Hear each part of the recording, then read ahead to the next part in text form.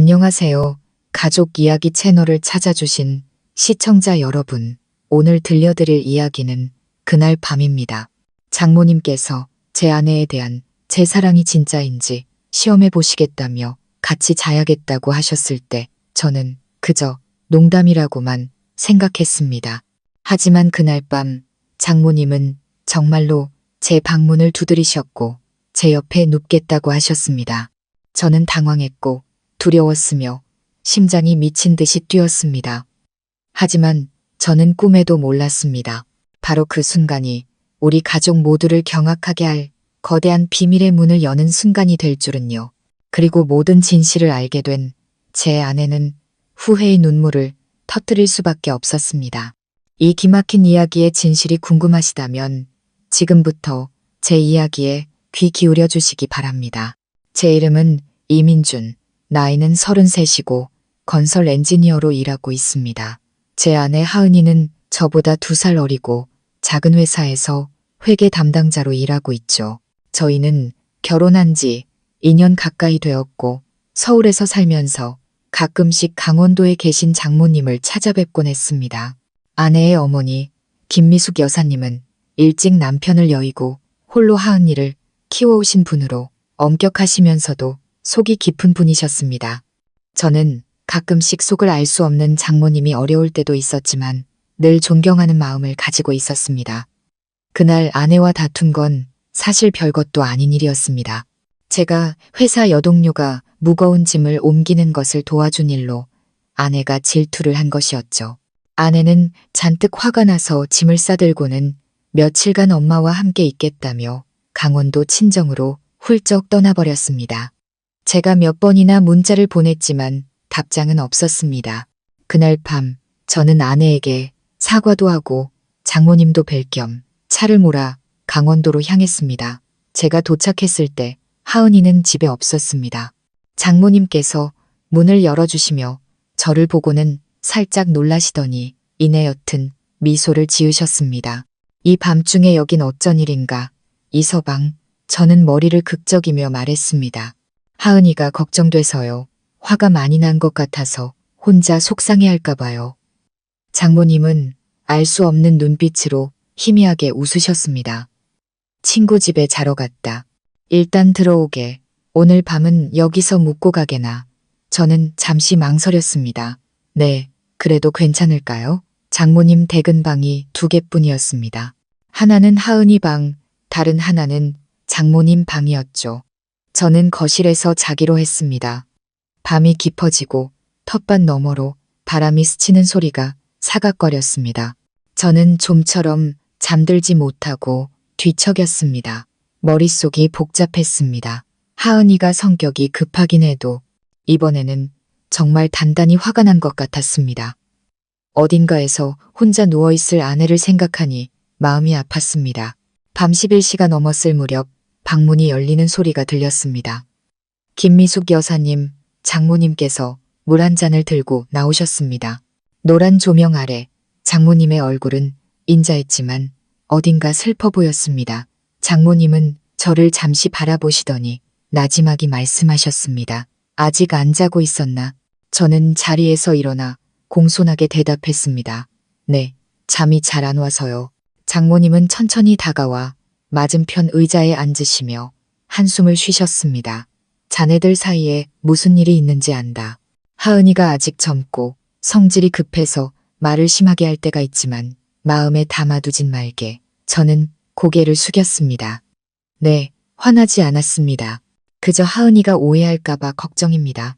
장모님은 저를 꿰뚫어 보시는 듯 또 무언가를 떠보시는 듯한 눈으로 바라보시더니 저를 얼어붙게 만드는 한마디를 던지셨습니다. 자네, 내 딸에게 정말 진심인가? 저는 깜짝 놀랐습니다. 네, 장모님. 저는 하은이를 진심으로 사랑합니다. 결혼하고 지금까지 아내에게 잘못한 일은 단 한 번도 없습니다. 장모님은 옅게 미소 지으셨습니다. 나도 자네를 믿네. 하지만 그 마음이 끝까지 변치 않을지 한번 시험해 보고 싶구나. 저는 멍해졌습니다. 시험이라니요. 장모님은 농담인 듯 진담인 듯 나지막이 웃으셨습니다. 그래, 내 사위가 정말 괜찮은 사람인지 알아봐야지. 그 말씀에 저는 당황스럽기도 하고 걱정스럽기도 했습니다. 장난으로 하신 말씀인지 아니면 다른 깊은 뜻이 있는 건지 알 수 없었습니다. 장모님은 자리에서 일어나 천천히 방으로 걸어가셨습니다. 문을 닫기 전 밖으로 한마디 던지셨습니다. 밤이 깊었으니 어서 자게. 너무 깊이 생각하지 말고. 저는 멍하니 앉아 있었습니다. 시험이라니 대체 무슨 의미일까? 저는 새벽 1시가 넘도록 뒤척였습니다. 밖에는 보슬비가 내리고 있었습니다. 그때 갑자기 아주 작게 방문을 두드리는 소리가 들렸습니다. 돌아보니 장모님이셨습니다. 장모님은 얇은 가디건을 걸치고 작은 목소리로 말씀하셨습니다.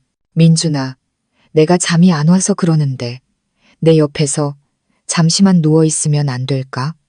심장이 미친 듯이 뛰기 시작했습니다. 저는 벌떡 일어나 어쩔 줄 몰라 하며 말했습니다. 그건 좀 불편하실 것 같습니다. 장모님은 온화하게 웃으셨습니다. 이 늙은이랑 눕는 게 뭐가 불편해. 그냥 정말 잠이 안 와서 그래. 저는 차마 거절할 수가 없었습니다. 장모님은 방으로 들어와 침대 한쪽 끝에 누우셨고 저는 반대편 끝으로 몸을 움츠린 채 뻣뻣하게 굳어버렸습니다. 장모님의 옷에서 풍겨오는 은은한 비누 향기가 저를 더욱 긴장하게 만들었습니다. 처마 끝에 떨어지는 빗방울 소리마저 선명하게 들릴 정도로 방 안은 고요했습니다. 장모님께서 속삭이듯 말씀하셨습니다. 민준아, 만약 언젠가 하은이가 자네를 더 이상 사랑하지 않게 되면 자네는 어쩔 건가? 저는 조용히 대답했습니다. 절대 놓지 않을 겁니다. 제 잘못으로 그 사랑을 잃게 되지 않는 한 말입니다. 장모님은 한동안 말이 없으셨습니다. 그러다 희미한 한숨 소리와 함께 흐느끼는 소리가 들려왔습니다. 제가 돌아보니 장모님은 등을 돌린 채 누워 계셨고 어깨가 가늘게 떨리고 있었습니다. 저는 조심스럽게 물었습니다. 장모님, 무슨 일 있으세요? 장모님은 대답 대신 나지막이 말씀하셨습니다. 두렵구나. 내 딸이 자기를 진심으로 사랑해주는 사람을 잃게 될까봐 그게 두려워. 저는 그 자리에 얼어붙었습니다. 그 말은 마치 비수처럼 제 심장에 와서 꽂혔습니다. 그제야 저는 깨달았습니다. 장모님의 시험은 단지 저를 떠보기 위함이 아니라 무언가를 저에게 전달하기 위한 방법이었다는 것을요. 그날 밤 저는 한숨도 자지 못했습니다. 장모님의 질문과 그 떨리는 목소리가 계속해서 뇌리를 맴돌았습니다. 다음 날 아침 하은이가 돌아왔습니다. 장모님은 식탁에 앉아 찻잔을 든 채 가볍지만 의미심장한 목소리로 말씀하셨습니다. 내가 시험해봤다. 내 남편, 네가 생각하는 것만큼 나쁜 놈 아니더구나. 하은이는 굳어버렸고 저는 아내를 바라보았습니다.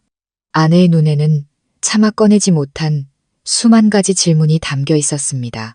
그리고 바로 그 순간부터 저는 모든 것이 이제 막 시작되었음을 직감했습니다. 그날 아침 집안의 공기는 돌덩이를 얹은 듯 무겁게 가라앉았습니다. 저는 식탁에 앉아 있었지만 김이 모락모락 나는 죽 그릇에는 손도 대지 못했습니다. 장모님은 침묵하셨고 가끔 한숨만 내쉴 뿐이었습니다. 하은이는 문가에 기대선 채 헝클어진 머리와 밤새운 듯 퉁퉁 부은 눈으로 서 있었습니다. 아내와 눈이 마주쳤을 때 제 심장은 쿵 하고 내려앉았습니다. 어떤 말로도 이 상황을 설명할 수 없을 것 같아 무슨 말을 먼저 꺼내야 할지 몰랐습니다. 장모님께서 찻잔을 내려놓으시며 작지만 단호한 목소리로 말씀하셨습니다. 내가 말했지. 민준이는 나쁜 애가 아니야. 네가 오해한 거다. 하은아. 하은이는 고개를 숙인 채 두 손을 꽉 쥐었습니다. 제가 잘못했어요, 엄마. 저는 아내를 보며 최대한 부드러운 목소리로 말했습니다. 하은아, 사과하지 않아도 돼. 그냥 날 믿어주기만 하면 돼. 하지만 아내는 아무 말도 하지 않았습니다. 그 침묵이 제 마음을 아프게 찔렀습니다. 장모님은 우리 둘을 번갈아 보시더니 조용히 일어나 방으로 들어가셨습니다. 저희 부부가 서로 마주할 공간을 남겨주신 것이었죠. 창틈으로 불어오는 바람 소리만이 방 안을 맴돌았습니다. 너무나 차갑게 느껴졌습니다. 제가 먼저 입을 열었습니다. 그날 일 때문에 화난 거 알아. 이해해. 하지만 난 정말 잘못한 거 없어. 왜 그렇게 쉽게 나에 대한 믿음을 잃어버린 거야? 하은이는 입술을 깨물며 잠긴 목소리로 말했습니다. 문자 메시지를 봤으니까. 저는 잠시 할 말을 잃었습니다. 무슨 문자? 오빠가 짐 들어줬다는 그 여직원한테 온 거였어. 선배님, 오늘 정말 감사했어요. 라고. 별거 아닌 말인 거 알지만 그걸 보는 순간 속에서 불이 나는 것 같았어. 그러다 가끔 오빠가 연락도 없이 늦게 들어오던 날들이 생각났고 오빠가 변했을까봐 무서웠어. 저는 아내의 눈을 똑바로 바라보며 천천히 말했습니다. 그거 알아. 네가 오해할까봐 두려워서 오히려 아무 말도 못했던 거야. 하지만 난 절대 널 배신한 적 없어. 그 문자 답장도 안 했어. 아내의 눈에서 눈물이 흘러내렸습니다.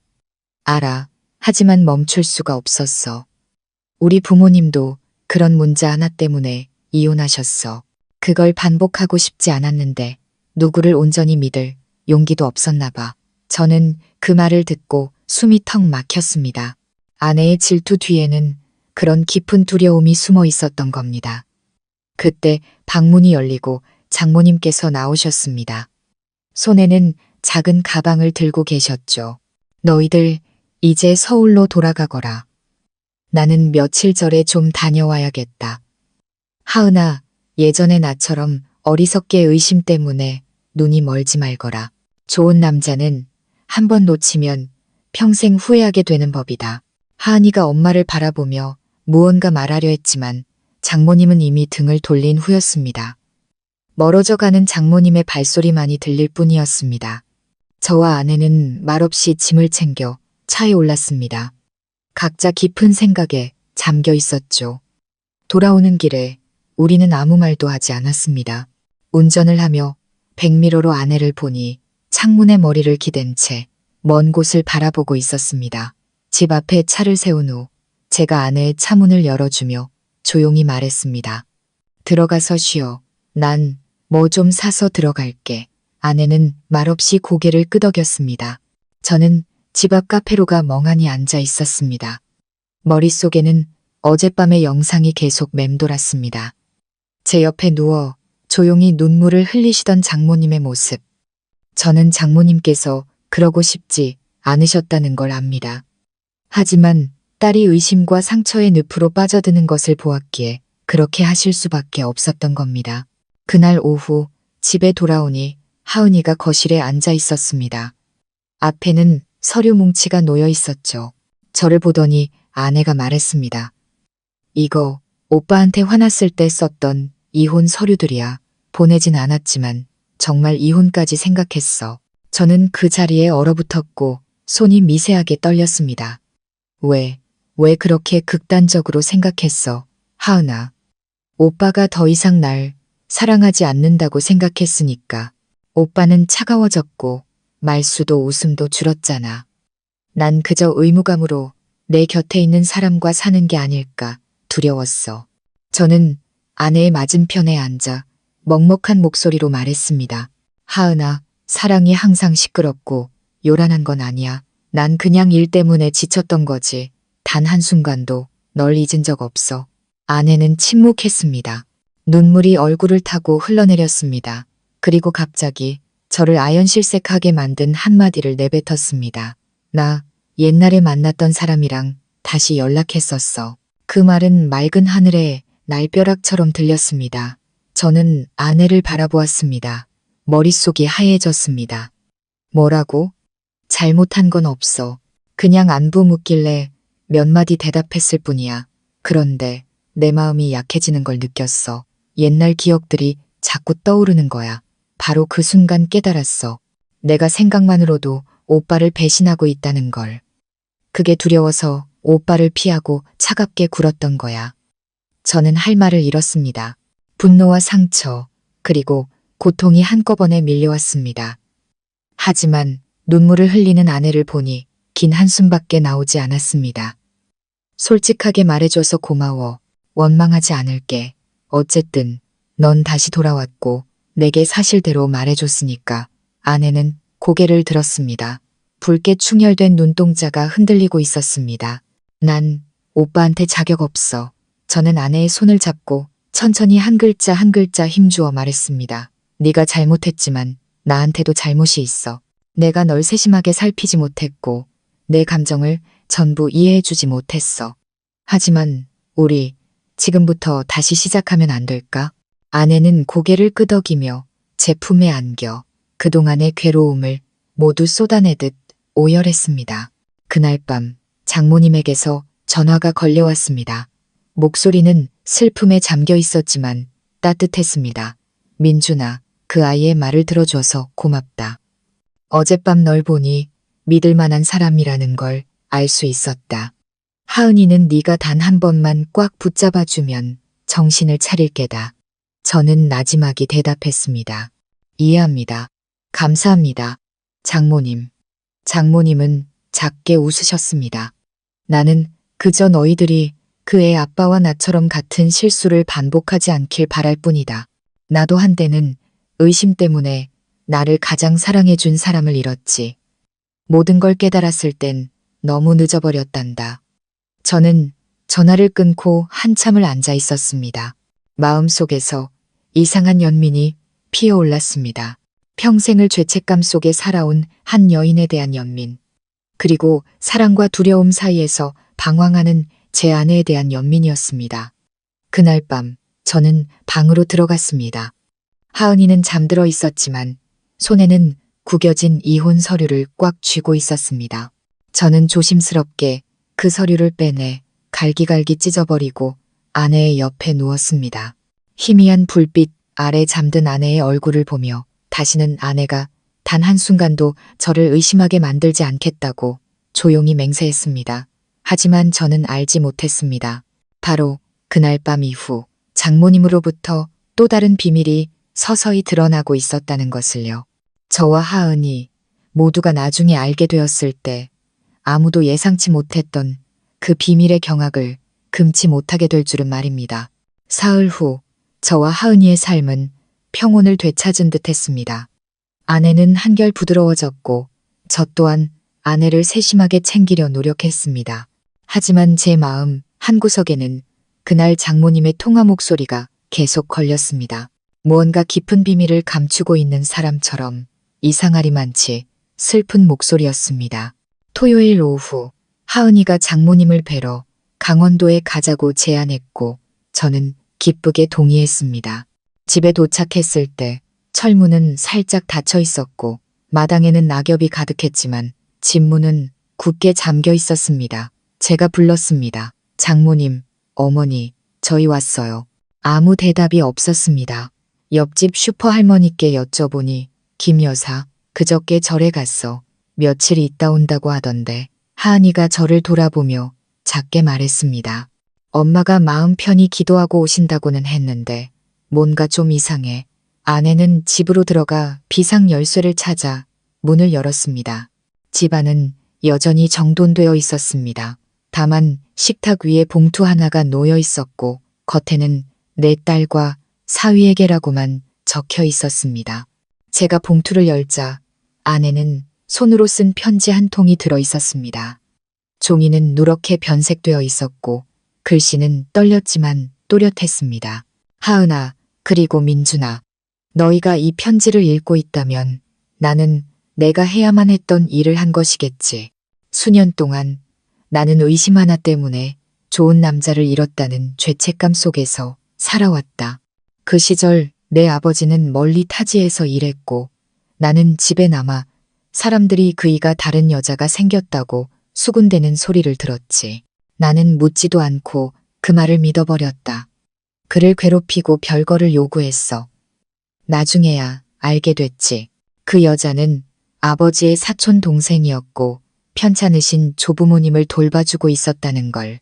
하지만 내가 모든 걸 깨달았을 때 내 아버지는 나에게 돌아오던 길에 교통사고로 영영 떠나버렸다. 그 후로 나는 평생을 지워지지 않는 후회 속에서 살았다. 하은이 네가 남편을 의심하는 것을 보았을 때 네가 나와 같은 비극을 반복하게 될까봐 두려웠다. 그래서 내가 사위를 시험했던 것이다. 민준이가 배신했는지 보려던 게 아니라 내 딸에게 보여주고 싶었기 때문이다. 진심을 가진 남자는 어떤 상황에서도 선을 넘지 않는다는 것을. 편지를 읽던 제 손에 힘이 들어갔습니다. 가슴이 먹먹해졌습니다. 하은이는 몸을 떨며 굵은 눈물을 뚝뚝 흘렸습니다. 편지의 마지막 줄이 남아 있었습니다. 나는 며칠간 절에 머물며 마음을 다스릴 것이다. 걱정하지 마라. 만약 너희가 정말 나를 아낀다면 예전의 나처럼 의심이 사랑을 죽이게 두지 말고 서로 아끼며 잘 살아가거라. 저는 멍하니 앉아 있었습니다. 머릿속이 복잡하게 얽혔습니다. 그런 아픔을 겪은 여인이 이제는 자신의 아픔을 이용해 딸을 가르치고 있었던 겁니다. 해가 질 무렵 하은이는 문가에 기대 앉아 먼 곳을 바라보았습니다. 아내가 작게 말했습니다. 엄마가 그렇게까지 아팠는지 전혀 몰랐어. 이제야 엄마가 왜 그렇게 슬픈 눈으로 날 바라봤는지 알 것 같아. 제가 아내의 손을 잡았습니다. 이제 알겠어? 어른들이 가끔 이상한 행동을 하는 건 그저 자식을 너무나 사랑하기 때문이야. 아내는 고개를 끄덕이더니 갑자기 어린 눈으로 저를 바라보았습니다. 오빠, 나 정말 후회돼. 저는 미소를 지으며 아내의 손을 부드럽게 쓰다듬었습니다. 네가 이해했다면 모든 건 다시 바로잡을 수 있어. 그날 밤 저희는 친정에서 묵었습니다. 양철 지붕 위로 비가 투둑투둑 떨어지는 소리가 운명 같았던 그날 밤을 떠올리게 했습니다. 하은이가 잠든 후 저는 차를 끓이려고 일어났다가 우연히 제사상 아래 작은 나무 상자를 발견했습니다. 뚜껑에는 박정수, 즉 장인어른의 이름이 새겨져 있었습니다. 궁금증에 상자를 열어보았습니다. 안에는 누렇게 바랜 낡은 편지 뭉치가 들어 있었습니다. 모든 편지는 내가 가장 사랑하는 아내 미숙에게라는 문장으로 시작되었습니다. 편지를 읽어 내려갈수록 제 심장은 조여오는 듯 했습니다. 당신이 화난 거 알지만 난 아무 잘못도 하지 않았소. 그저 돈을 조금 더 모아서 당신 고생 덜하게 새 집을 지어주고 싶었을 뿐이요. 남들이 뭐라 하든 상관없소. 그저 당신만은 날 믿어주길 바라오. 매일 밤 당신과 우리 딸 사진을 보며 힘을 내고 있소. 보내지 못한 편지 중에는 쓰다만 것도 있었습니다. 나 곧 돌아가오. 당신이 좋아하던 은팔찌도 샀소. 우리 딸 정말 많이 컸겠지. 딸아 이 생일에 맞춰 꼭 돌아가겠소. 글은 거기서 중간에 끊겨 있었고 더 이상의 편지는 없었습니다. 저는 두 손을 떨며 주저앉았습니다. 장인어른은 돌아오려 하셨지만 결국 돌아오지 못하신 겁니다. 저는 편지를 들고 나와 하은이 앞에 놓았습니다. 편지를 다 읽은 아내는 소리내어 울기 시작했습니다. 세상에 엄마가 아빠를 평생 오해하고 있었던 거구나. 아내는 두 손에 얼굴을 묻고 어깨를 들썩였습니다. 저는 아내를 감싸 안았습니다. 아내의 흐느낌이 고스란히 느껴졌습니다.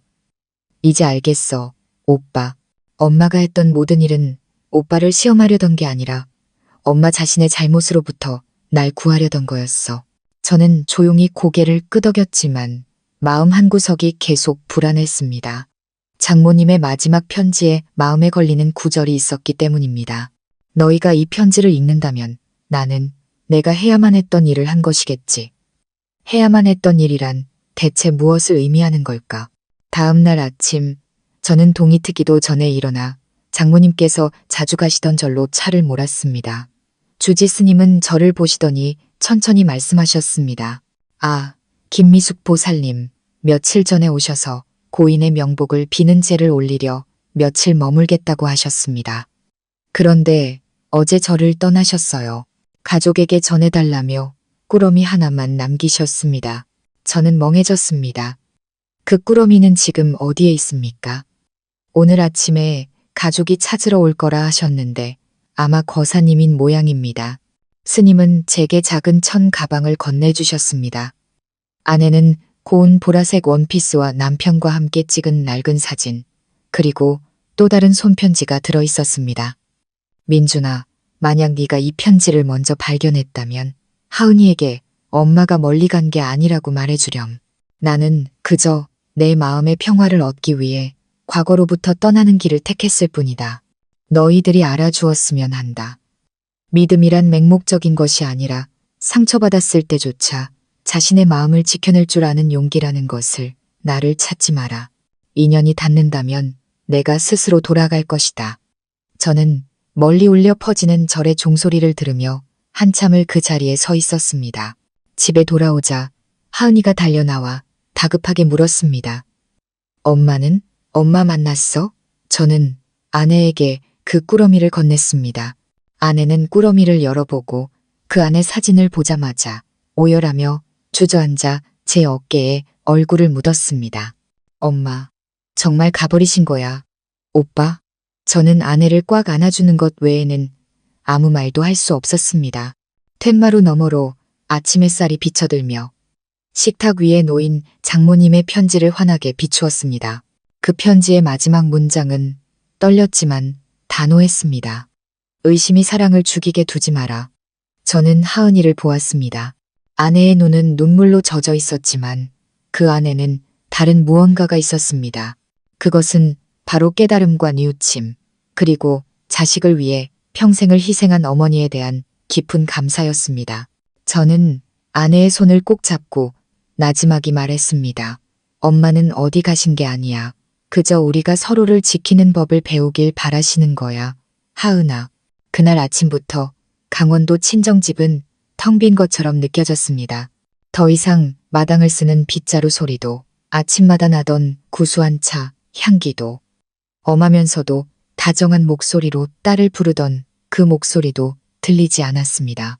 남은 것은 낡은 편지, 몇 통과 옛 물건들, 그리고 저와 하은이 모두를 숨막히게 하는 침묵뿐이었습니다. 며칠 동안 하은이는 거의 아무것도 먹지 않았습니다. 툇마루에 앉아 엄마가 머물렀던 절이 있는 산으로 굽이굽이 이어진 흙길만 하염없이 바라볼 뿐이었습니다. 저는 아내가 익숙한 그림자가 돌아오기만을 기다리고 있다는 것을 알았지만 매일같이 보이는 것은 바람과 떨어지는 나무씨뿐이었습니다.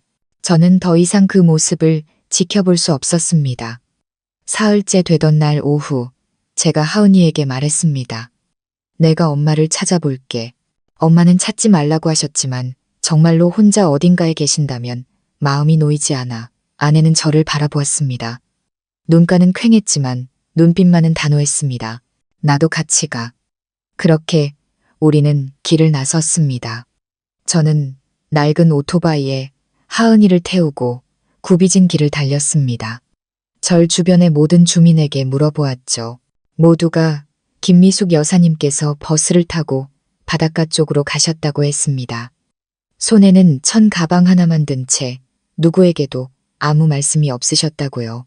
그 말을 들은 하은이의 눈에 또다시 눈물이 고였습니다. 엄마는 바다를 싫어하셨어. 절대 바다 근처로는 가지 않겠다고 하셨는데 왜 거기로 가신 걸까? 제가 아내의 어깨를 가볍게 감싸 안았습니다. 아마 아빠와의 추억이 있는 곳으로 가고 싶으셨던 걸 거야. 기억나? 어릴 때 아빠가 강릉항 근처에서 일하셨다고 했잖아. 아내는 잠시 굳어 있더니 희미한 희망의 빛을 띤 채 고개를 끄덕였습니다. 그날 오후 저희는 강릉에 도착했습니다. 쓸쓸한 바닷가에는 하얀 파도가 밀려오고 소금기 섞인 바람이 얼굴을 때렸습니다. 저는 오토바이를 세워두고 하은이를 데리고 해변의 작은 길을 따라 걸으며 모든 민박집과 가게에 물었습니다. 마지막으로 들른 작은 가게의 주인이 고개를 끄덕였습니다. 아, 60대쯤 되어 보이는 분이 보라색 옷을 입고 저 끝방에 묵었는데 오늘 아침에 방을 빼고 백년 언덕 쪽으로 간다고 하던데. 하은이의 목소리가 떨렸습니다. 백년 언덕, 거긴 아빠 묘가 있는 곳인데. 아내는 소리내어 울기 시작했고 제 심장은 철렁 내려앉았습니다. 우리는 미친 듯이 그곳으로 향했습니다. 언덕으로 이어진 길은 자갈이 많아 바퀴에 부딪히는 소리가 요란했습니다. 정상에 거의 다다랐을 때 하은이가 갑자기 소리쳤습니다. 오빠, 멈춰. 제가 급브레이크를 밟았습니다. 눈앞에 갈대밭 언덕 위로 낡은 밀짚 모자 하나가 바람에 뒤집힌 채 놓여 있었습니다. 저는 단번에 그것이 장모님의 모자임을 알아보았습니다. 제가 달려가 모자를 집어들자 하은이는 그 자리에 주저앉아 떨리는 손으로 모자 안쪽을 더듬었습니다. 안감에는 하얀 실로 작은 글씨가 수놓아져 있었습니다. 정수의 미숙. 안에는 흐느꼈습니다. 아빠가 선물했던 그 모자를 엄마가 가지고 계셨구나. 우리는 묘 주변을 샅샅이 뒤졌습니다. 묘비 아래에는 아직 시들지 않은 흰 국화 한 다발과 작은 돌에 눌러놓은 쪽지가 있었습니다. 제가 떨리는 손으로 쪽지를 집어들었습니다. 장모님의 글씨였습니다. 여보, 너무 늦게 미안하다는 말을 하러 왔어요. 저는 이 후회를 반평생 동안 안고 살았어요. 오늘 제 마음에 남은 모든 것을 당신이 잠든 이곳에 내려놓고 갑니다. 내일 제가 무엇을 보게 될지는 모르겠지만 이제 마음이 한결 가벼워요. 만약 다음 생이 있다면 당신을 이렇게 늦게 사랑하게 되지는 않기를. 편지를 다 읽은 하은이는 그 자리에 쓰러져 묘비를 끌어안고 울부짖었습니다. 엄마, 제발 어리석은 짓 하지 마세요. 엄마, 제발요. 저는 주위를 둘러보았습니다. 언덕 끝에는 바다로 이어지는 작은 오솔길이 있었고 모래 위에는 방금 찍힌 듯한 선명한 발자국이 바닷물 바로 앞까지 이어져 있었습니다. 그 순간 비가 쏟아지기 시작했고 저는 소스라치게 놀랐습니다. 하은이에게 소리쳤습니다. 여기 있어. 내가 가볼게. 저는 발자국을 따라 정신없이 달렸습니다. 파도가 바지를 적셨고 바람이 살을 내는 듯 했습니다. 제가 소리쳤습니다. 어머니, 어디 계세요? 대답은 없었고 거친 파도 소리만이 울려 퍼졌습니다. 바닷물 바로 앞까지 달려갔을 때 저는 간신히 보라색 옷을 입은 한 사람이 위태롭게 바위 끝에 서 있는 것을 발견했습니다. 등 뒤로는 은빛 파도가 거세게 몰아치고 있었습니다. 제가 목이 터져라 외쳤습니다. 어머니, 안 돼요. 그 사람이 돌아보았습니다. 장모님이셨습니다. 얼굴은 창백했지만 눈빛은 무서울 정도로 평온했습니다. 장모님은 바람 소리에 묻히는 목소리로 희미하게 말씀하셨습니다. 민준아, 돌아가거라. 나는 그 전에 남편 곁에 마지막으로 있고 싶을 뿐이다. 저는 조심스럽게 한 걸음씩 다가갔습니다. 어머니, 아버님은 이미 장모님을 용서하셨을 거예요. 아버님도 장모님께서 저희를 이렇게 떠나시는 걸 원치 않으실 겁니다. 장모님은 한참 동안 저를 바라보셨습니다. 눈물은 빗물과 뒤섞여 흘러내렸습니다. 자네는 좋은 사람이야. 알고 있네. 와줘서 고맙다. 하지만 이젠 내 마음이 너무 지쳤구나. 저는 생각할 겨를도 없이 달려들어 장모님의 손을 꽉 잡고 끌어당겼습니다. 차가운 파도가 덮쳐왔습니다. 저는 장모님을 놓지 않고 소리쳤습니다. 어머니, 이러시면 안 돼요. 장모님께는 하은이가 있고 저희가 있잖아요. 장모님의 몸이 떨리더니 갑자기 어린아이처럼 통곡하기 시작했습니다. 장모님은 주저앉아 제 옷자락을 붙잡은 채 계속해서 중얼거리셨습니다. 미안하다. 내가 너무 약했구나. 저는 장모님을 부축해 무트로 나왔습니다. 온몸이 흠뻑 젖어 있었습니다. 하은이가 달려와 어머니 곁에 무릎 꿇고 앉아 눈물로 어머니를 끌어안았습니다. 엄마, 제발 우리 버리지 마. 이제 다 알았으니까 제발 아무데도 가지 마세요. 장모님은 딸을 바라보며 떨리는 손으로 하은이의 머리를 쓰다듬으셨습니다. 내 딸, 엄마를 용서해다오. 나는 그저 내 아버지에게 진 빚을 갚고 싶었을 뿐이다. 제가 떨리는 목소리로 말했습니다. 이미 다 갚으셨어요, 장모님. 장모님 덕분에 저희는 사랑의 믿음이 얼마나 중요한지 깨달았어요. 아버님도 분명 웃고 계실 겁니다. 장모님은 저를 보시더니 수십 년의 짐을 내려놓은 듯 가볍게 고개를 끄덕이셨습니다. 저희는 장모님을 부축해 근처 민박집으로 돌아왔습니다. 하은이는 밤새 한 발짝도 떠나지 않고 장모님 곁을 지켰습니다. 장모님은 미열이 있었지만 정신은 또렷하셨습니다. 한밤중 장모님께서 딸의 손을 잡고 나지막이 말씀하셨습니다. 하은아, 엄마는 죽는 게 해방이라고 생각했단다. 하지만 너희 둘을 보니 이제야 알겠다. 사람은 스스로를 용서했을 때 비로소 해방될 수 있다는 걸. 그러고는 저를 향해 잠긴 목소리지만 따뜻하게 말씀하셨습니다. 민준아, 고맙다. 오늘 네가 아니었다면 나는 이미 이 세상 사람이 아니었을 게다. 내 딸을 잘 부탁한다. 나처럼 외롭게 만들지 말아다오. 저는 그저 고개를 숙일 뿐이었습니다. 약속하겠습니다. 그날 밤 바깥의 바람은 거셌지만 작은 방 안에서 저는 오랜만에 마음의 평온을 느꼈습니다. 수많은 풍파 끝에 찾아온 귀한 평온이었습니다. 다음 날 아침, 동이 틀 무렵 저는 아침 식사를 사러 바닷가에 나갔습니다. 돌아왔을 때 하은이는 어머니의 손을 잡고 희미하게 미소 짓고 있었습니다. 장모님은 저를 보셨습니다. 그 눈빛은 이상하리만치 온화했습니다. 민준아, 나 이제 집으로 돌아가고 싶다. 감나무와 텃밭이 있고 내 아버지의 향기가 남아있는 그곳으로 남은 생은 거기서 보내고 싶구나. 저는 고개를 끄덕였습니다. 저희는 장모님을 모시고 집으로 향했습니다. 차 안에서 장모님은 딸의 어깨에 기댄 채 중얼거리셨습니다. 알고 보니 믿음이라는 것도 사람처럼 구조가 필요한 것이었구나. 하은이는 어머니의 손을 꼭 잡았습니다. 눈물이 길게 흘러내렸습니다. 백미러를 통해 보니 한 명은 늙고 한 명은 젊은 두 여인이 기울어지는 햇살 속에서 서로에게 기대어 있었습니다.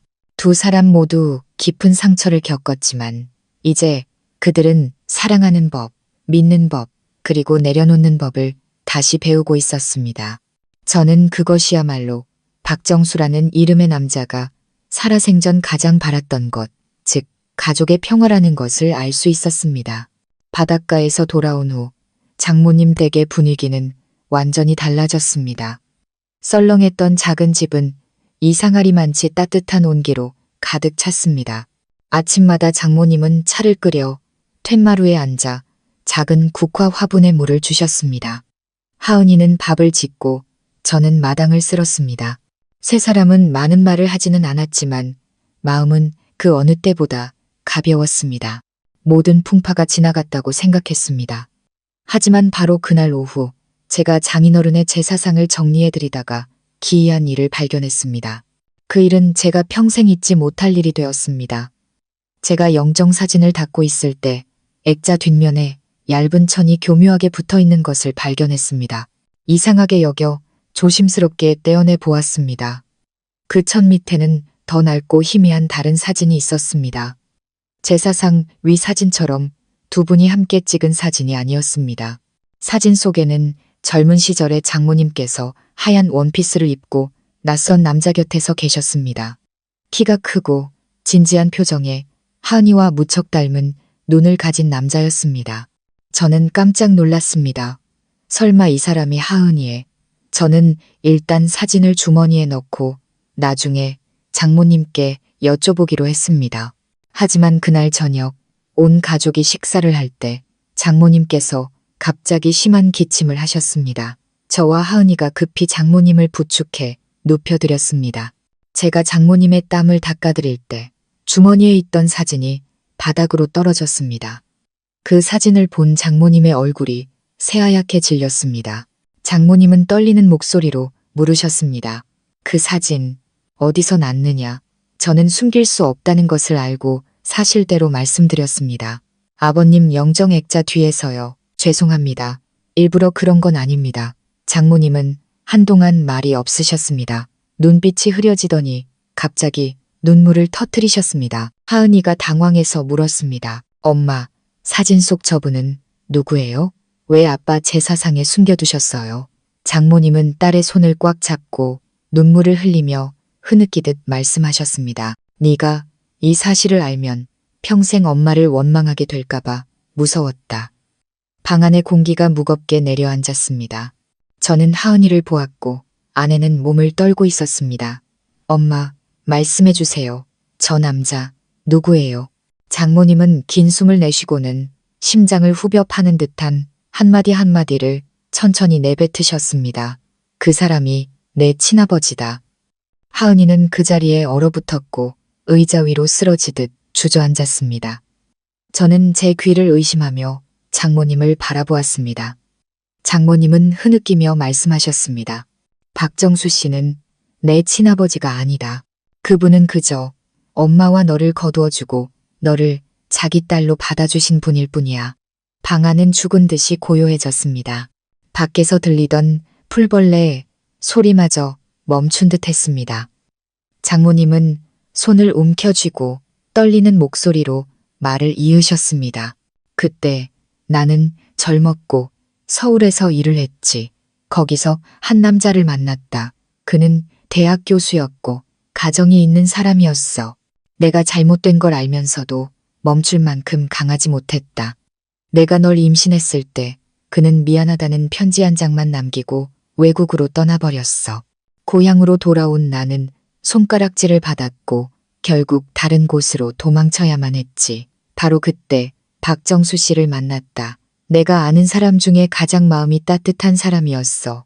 그는 모든 소문에도 불구하고 나와 결혼했고 너를 자기 딸로 받아주었지.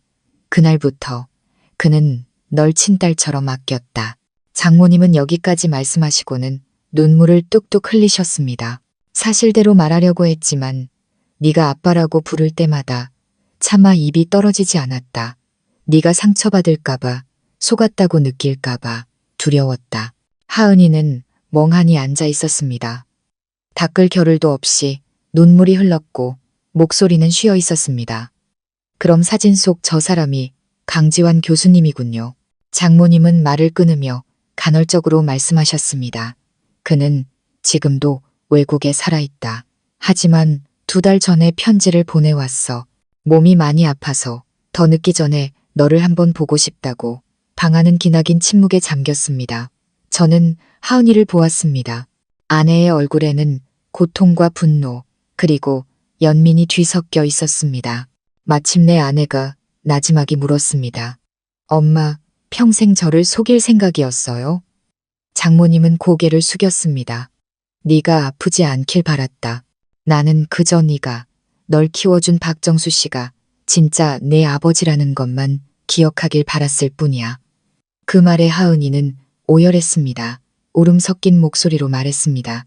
엄마는 제가 핏줄이 중요하다고 생각하세요? 제 아버지는 한 분뿐이에요. 저를 위해 평생을 희생하신 그분 한 분뿐이라고요. 아내는 제사상 앞에 무릎 꿇고 앉아 숨이 넘어갈 듯 울었습니다. 장모님도 그 옆에 따라 무릎 꿇고 떨리는 손으로 딸을 끌어안았습니다. 미안하다, 내 딸아. 엄마가 잘못했다. 저는 두 여인을 바라보며 목이 메었습니다. 수십 년간 묻혀있던 비밀이 터져나오며 누구도 상상할 수 없었던 눈물과 고통을 함께 쏟아내고 있었습니다. 그날 밤 저는 잠들지 못했습니다. 머릿속에는 낡은 사진 속 모습이 계속 맴돌았습니다. 낯선 남자의 얼굴은 하은이와 기이할 정도로 닮아 있었습니다. 눈, 콧대, 심지어 미소까지도요. 저는 장모님께서 왜 그렇게 두려워하셨는지 이해할 수 있었고 그 여인이 얼마나 오랜 세월을 죄책감 속에서 살아왔는지도 알 수 있었습니다. 다음 날 아침 제가 퇴마루에 나가 있을 때 문득 제사상 위에 낡은 나무 상자 안에 작은 봉투가 있는 것을 보았습니다. 봉투에는 내가 믿는 사위 민준에게라고 적혀 있었습니다. 제가 열어보니 안에는 쪽지와 비행기 표 한 장이 들어 있었습니다. 민준아, 부탁 하나만 하마. 나는 더 이상 그 사람을 마주할 용기가 없다. 하지만 네가 나 대신 하은이를 데리고 한때 나를 버렸던 강지환 교수를 만나게 해줄 수 있겠니? 나는 네가 하은이에게 용서 또한 사랑의 일부라는 것을 이해시켜 주길 바란다. 나의 실수가 그 아이에게 짐이 되지 않도록 해다오. 미숙, 저는 한참을 앉아 있었습니다. 장모님의 글씨를 보며 복잡한 감정이 휘몰아쳤습니다. 하은이가 일어났을 때 저는 편지를 건넸습니다. 아내는 입술을 떨며 나지막이 말했습니다. 나 그 사람 만나고 싶지 않아. 날 키워준 것도 아닌데. 난 그냥 엄마 곁에 있고 싶어. 제가 아내의 어깨에 손을 얹고 조용히 말했습니다. 이해해. 하지만 엄마가 이렇게 부탁하셨다는 건 네가 자유로워지길 바라신다는 뜻이야. 어떤 것들은 마주해야만 비로소 내려놓을 수 있는 법이거든. 하은이는 고개를 숙인 채 한참을 침묵했습니다. 마침내 아내는 눈물을 흘리며 작게 고개를 끄덕였습니다. 그럼 오빠도 같이 가죠. 저는 아내의 손을 꼭 잡고 나지막이 대답했습니다. 언제나 내 곁에 있을게. 제 사상 위 장인어른의 영정사진은 여전히 따뜻한 빛을 발하고 있었습니다. 그 액자 뒤 한 사람의 인생이 담긴 비밀이 숨겨져 있던 그 자리에 저는 이제 막 새로 쓴 작은 종이를 넣어두었습니다. 거기에는 단 한 문장만이 적혀 있었습니다. 저희는 이제 이해했습니다. 어머니는 더 이상 두려워하지 않으셔도 됩니다. 저는 향을 피우고 피어오르는 연기를 바라보았습니다. 마당에서는 바람이 감나무 사이를 스쳐 지나가며 누군가 조용히 고맙다고 말하는 듯한 사각거리는 소리를 냈습니다. 저는 곧 다가올 여정, 하은이의 비밀스러운 친아버지를 찾아가는 그 여정이 새로운 시련이 될 것임을 알았지만 동시에 과거를 온전히 매듭지을 기회이기도 하다는 것을 알고 있었습니다. 2주 후 저와 하은이는 하은이의 친아버지인 강지환 씨가 여생을 보내고 있는 싱가포르행 비행기에 올랐습니다. 비행 내내 하은이는 창밖을 바라보며 무거운 침묵을 지켰습니다. 아무 말도 하지 않고 그저 가끔씩 불안을 억누르려는 듯 제 손을 꽉 잡을 뿐이었습니다. 저는 아내의 마음속에서 분노와 호기심, 연민과 두려움이 소용돌이치고 있음을 느낄 수 있었습니다. 우리가 도착했을 때 한 중년 여성이 우리를 맞았습니다. 자신을 강 교수님의 비서이자 주치의인 린이라고 소개했습니다. 그녀는 조용히 말했습니다. 많이 위독하세요. 하지만 며칠 전부터 계속 미숙 씨와 하은 씨의 이름을 되뇌셨습니다. 아마 두 분을 기다리고 계셨나 봅니다. 별장은 바닷가에 위치한 소박하고 고요한 곳이었습니다. 방 안에는 백발의 노인이 병상에 누워 있었고 팔에는 링거가 꽂힌 채 눈을 반쯤 감고 있었습니다. 문이 열리는 소리에 그는 희미하게 고개를 돌렸습니다. 린 박사가 작게 말했습니다. 선생님, 하은 씨와 민준 씨가 도착했습니다. 그는 눈을 떴습니다. 몹시 쇠약해 보였지만 눈빛만은 하은이를 그 자리에 얼어붙게 할 만큼 맑고 강렬했습니다. 잠시 후 아내의 어깨가 떨리기 시작했고 입술을 달싹였습니다. 당신이 남자는 힘겹게 몸을 일으키려 하며 쉰 목소리로 말했습니다. 네가 하은이구나. 내 어머니를 많이 닮았구나. 그 한마디에 하은이는 울음을 터뜨렸습니다. 아내는 그 자리에 무릎 꿇고 앉아 멈추지 않는 눈물을 흘렸습니다. 강지환 씨는 떨리는 손을 뻗어 아내의 머리를 부드럽게 쓰다듬었습니다. 그 눈빛에는 끝없는 회한이 담겨 있었습니다. 미안하다. 평생을 꿈속에서만 내 이름을 부를 수 있었구나. 병실은 조용한 울음소리로 가득 찼습니다. 저는 뒤에 서서 피로 얽혀 있지만 너무나도 낯선 두 사람이 마주하는 장면을 묵묵히 지켜보았습니다. 하은이가 흐느꼈습니다. 왜 우리 엄마를 버리셨어요? 강지환 씨는 조용히 눈을 감고 가쁜 숨을 몰아쉬며 말했습니다. 버린 게 아니다. 떠나도록 강요당했을 뿐이야. 그때 나는 이미 아내가 있는 몸으로 내 어머니를 만났다. 이혼하고 내 어머니와 결혼하려 했지만 집안의 반대가 너무 심했지. 내 어머니가 널 임신했을 때 나는 강제로 유학을 떠나야 했고 곧이어 심장병을 얻어 돌아갈 수 없게 되었다. 네, 어머니에게 편지를 썼지만 전처가 그 편지들을 모두 숨기고 보내지 않았더구나. 내가 한국으로 돌아왔을 땐 이미 내 어머니가 다른 사람과 결혼했다는 소식만 들었을 뿐 나는 그저 침묵할 수밖에 없었다. 더 이상 내 어머니의 삶을 망치고 싶지 않았으니까. 그는 잠시 말을 멈추고 끊어질 듯한 목소리로 말을 이었습니다. 나는 그저 멀리서 너를 지켜보기만 했다. 좋은 남자 밑에서 자라고 있다는 것을 알고는 기뻤지. 하지만 늙고 병들어 죽음이 가까워지니 단 한 번이라도 너를 보고 용서를 구하고 싶었다. 하은이는 아버지를 끌어안고 울며 몸을 떨었습니다. 엄마는 당신을 원망한 적 없어요. 그저 오해 때문에 평생을 괴로워하셨을 뿐이에요. 지금 고향에 계세요. 아직도 당신이 선물한 낡은 모자를 간직하고 계세요. 강지환 씨는 미소 지었습니다. 눈가에 눈물이 어렸습니다. 그래, 네. 어머니가 아직 날 기억하고 있다니 다행이구나. 저는 근처에 서서 가슴이 무거워지는 것을 느꼈습니다. 닿지 못한 편지 한 통 때문에 평생이 엇갈려 버린 인생들이었습니다. 하은이가 고개를 들고 아버지의 손을 꼭 잡았습니다. 이제 그만 말씀하세요. 쉬세요. 제가 여기 있잖아요. 하지만 그는 고개를 저으며 제게 가까이 오라는 손짓을 했습니다. 제가 다가가자 그는 깊고 평온한 눈으로 저를 바라보았습니다. 민준 군, 이 아이를 데려와줘서 고맙네. 자네는 미숙 씨가 말했던 것처럼 좋은 사람이군. 제가 나지막이 대답했습니다. 저는 그저 장모님께서 바라시는 일을 했을 뿐입니다. 그는 희미하게 미소 지었습니다. 내 마지막 부탁 하나만 들어주겠나? 제가 고개를 끄덕이자 그는 린 박사에게 침대 옆 탁자 위에 작은 나무 상자를 가져오라고 했습니다. 상자 안에는 은목걸이 하나와 편지 봉투가 들어 있었습니다. 그는 그것을 제게 건넸습니다. 이걸 그 아이 어머니에게 전해주게.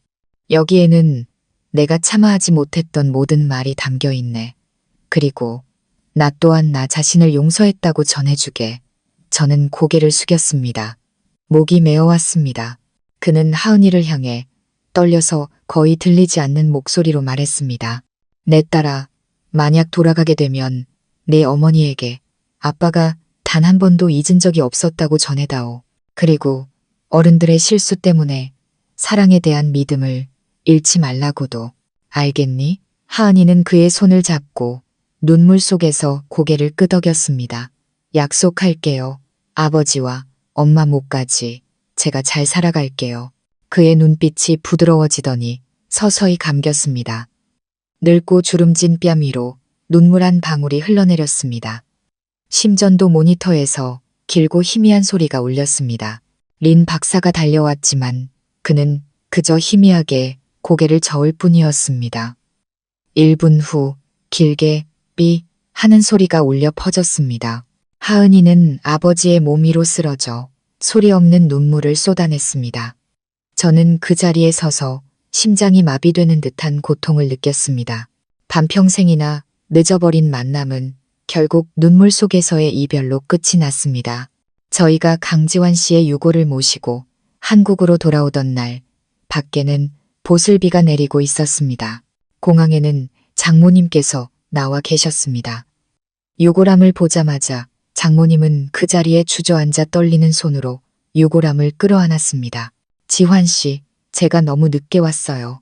하은이는 어머니 곁에 무릎 꿇고 앉아 어머니의 손을 잡았습니다. 눈물은 빗물과 뒤섞여 흘렀습니다. 저는 고개를 숙여 강지환 씨가 남긴 나무 상자를 장모님의 손에 쥐어 드렸습니다. 장모님은 상자를 열었습니다. 안에는 낡은 은목걸이와 누렇게 바랜 종이가 있었습니다. 미숙 씨, 당신을 원망했고 증오도 했소. 하지만 결국 깨달았소. 모든 것이 한 사람만의 잘못은 아니었다는 걸. 우리 아이를 잘 키워줘서 고맙소. 나는 단 한 번도 당신을 잊은 적이 없소. 만약 다음 생이 있다면 눈물이 아닌 평온 속에서 당신을 만나고 싶소. 장모님은 편지를 다 읽고 흐느끼며 떨리는 손으로 편지를 끌어안았습니다. 하은이는 옆에 앉아 멈추지 않는 눈물을 흘렸습니다. 저는 두 세대에 걸쳐 상처를 입은 두 여인을 바라보았습니다. 그리고 그들의 눈빛에서 고통이 서서히 사라지고 그 자리를 평온함이 채우는 것을 보았습니다. 장모님은 나지막이 떨리지만 가벼운 목소리로 말씀하셨습니다. 저는 조용히 고개를 끄덕였지만 마음 한구석이 계속 불안했습니다. 장모님의 마지막 편지에 마음에 걸리는 구절이 있었기 때문입니다. 너희가 이 편지를 읽는다면 나는 내가 해야만 했던 일을 한 것이겠지. 해야만 했던 일이란 대체 무엇을 의미하는 걸까? 다음 날 아침 저는 동이 트기도 전에 일어나 장모님께서 자주 가시던 절로 차를 몰았습니다. 주지 스님은 저를 보시더니 천천히 말씀하셨습니다. 아, 김미숙 보살님.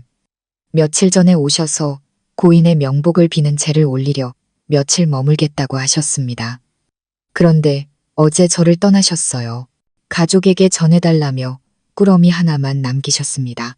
저는 멍해졌습니다. 그 꾸러미는 지금 어디에 있습니까? 오늘 아침에 가족이 찾으러 올 거라 하셨는데 아마 거사님인 모양입니다. 스님은 제게 작은 천 가방을 건네주셨습니다. 안에는 고운 보라색 원피스와 남편과 함께 찍은 낡은 사진, 그리고 또 다른 손편지가 들어 있었습니다. 이제 알겠어요, 엄마. 저는 이제 엄마가 건강하게 저희 곁에서 오래오래 사셨으면 좋겠어요. 장모님은 웃으셨습니다. 눈가에 눈물이 어렸습니다. 그래, 노력해보마. 이제 더는 도망치지 않을게. 밖에서는 비가 서서히 그치고 초승달이 마당을 비추며 세 사람의 영정사진 위로 반사되었습니다. 그 순간 저는 과거가 정말로 끝났음을 느꼈습니다. 강지환 씨의 49제가 끝난 후 장모님 댁은 비로소 진정한 고요를 되찾았습니다. 장모님은 하루 종일 아무 말씀도 하지 않으시고 제사상 앞에서 피어오르는 향 연기만 멍하니 바라보셨습니다. 그 눈빛은 더 이상 예전처럼 고통스럽지 않았습니다. 반평생의 짐을 내려놓은 사람에게서만 볼 수 있는 평온함이 깃들어 있었습니다. 하지만 제 마음속에는 아직 풀리지 않은 무언가가 남아 있었습니다. 그들의 이야기에는 아직 밝혀지지 않은 어두운 구석이 있는 것만 같았습니다.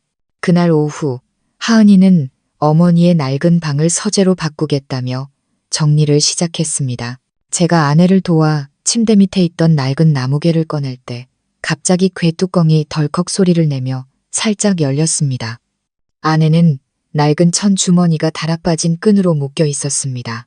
하은이가 호기심에 주머니를 열자 안에는 누렇게 바래고 잉크가 번진 낡은 편지 뭉치가 들어 있었습니다. 대부분의 편지에는 같은 문구가 적혀 있었습니다. 내가 한때 사랑했던 사람, 지환에게. 하은이는 그 자리에 굳어 입술을 떨었습니다. 제가 돌아보니 밖에서 들어오시던 장모님의 눈빛이 잠시 멈칫하더니 이내 긴 한숨을 내쉬셨습니다. 너희들이 찾았구나. 하은이는 어머니 곁에 앉아 작은 목소리로 물었습니다. 엄마, 왜 이걸 태워버리지 않으셨어요? 장모님은 조용히 고개를 저으셨습니다. 그 편지 한 장, 한 장이 모두 후회였기 때문이다. 잊고 싶었지만 그럴 수가 없었지. 나 자신에게 고해성사하듯 썼지만 단 한 번도 보내지는 못했다. 장모님은 그렇게 말씀하시고는 맨 위에 있던 편지 한 장을 조심스럽게 펼치셨습니다. 떨리는 필체로 쓰인 글씨였습니다. 지환 씨, 오늘로 아이가 두 돌이 되었어요. 아빠라고 부를 줄 알게 되었는데 대답해 줄 사람이 없네요. 당신은 아시나요? 아이가 웃을 때마다 당신을 너무 닮아서 제가 얼마나 두려운지 당신을 원망한 적은 없어요. 그저 저 자신을 원망할 뿐이에요. 유부남을 사랑했고 이 아이가 세상의 손가락질 속에서 자라게 했으니까요. 어쩌면 저는 벌을 받아 마땅한 사람이겠지만 만약 다시 선택할 수 있다면 그래도 당신을 만나고 싶어요. 단 한 번이라도 당신을 잊은 적 없다고 말해주고 싶어서요. 하은이는 고개를 숙인 채 굵은 눈물을 뚝뚝 흘렸습니다. 장모님은 편지를 접으며 먹먹한 목소리로 말씀하셨습니다. 그때는 그저 기억이라도 붙잡고 싶어서 썼을 뿐 그에게 보낼 생각은 없었다. 하지만 지금까지 누구에게도 말하지 못한 사실이 하나 있단다. 저와 하은이는 동시에 고개를 들었습니다. 장모님은 한숨을 쉬셨습니다. 그 눈빛은 깊은 심연 같았습니다. 나와 강지환 씨 사이에는 제3의 인물이 있었다. 모든 것을 돌이킬 수 없는 지경으로 몰고 간 한 여인이 방 안은 고요해졌습니다. 제 심장 소리가 들릴 정도였습니다. 하은이가 조심스럽게 물었습니다. 그 사람 아네요.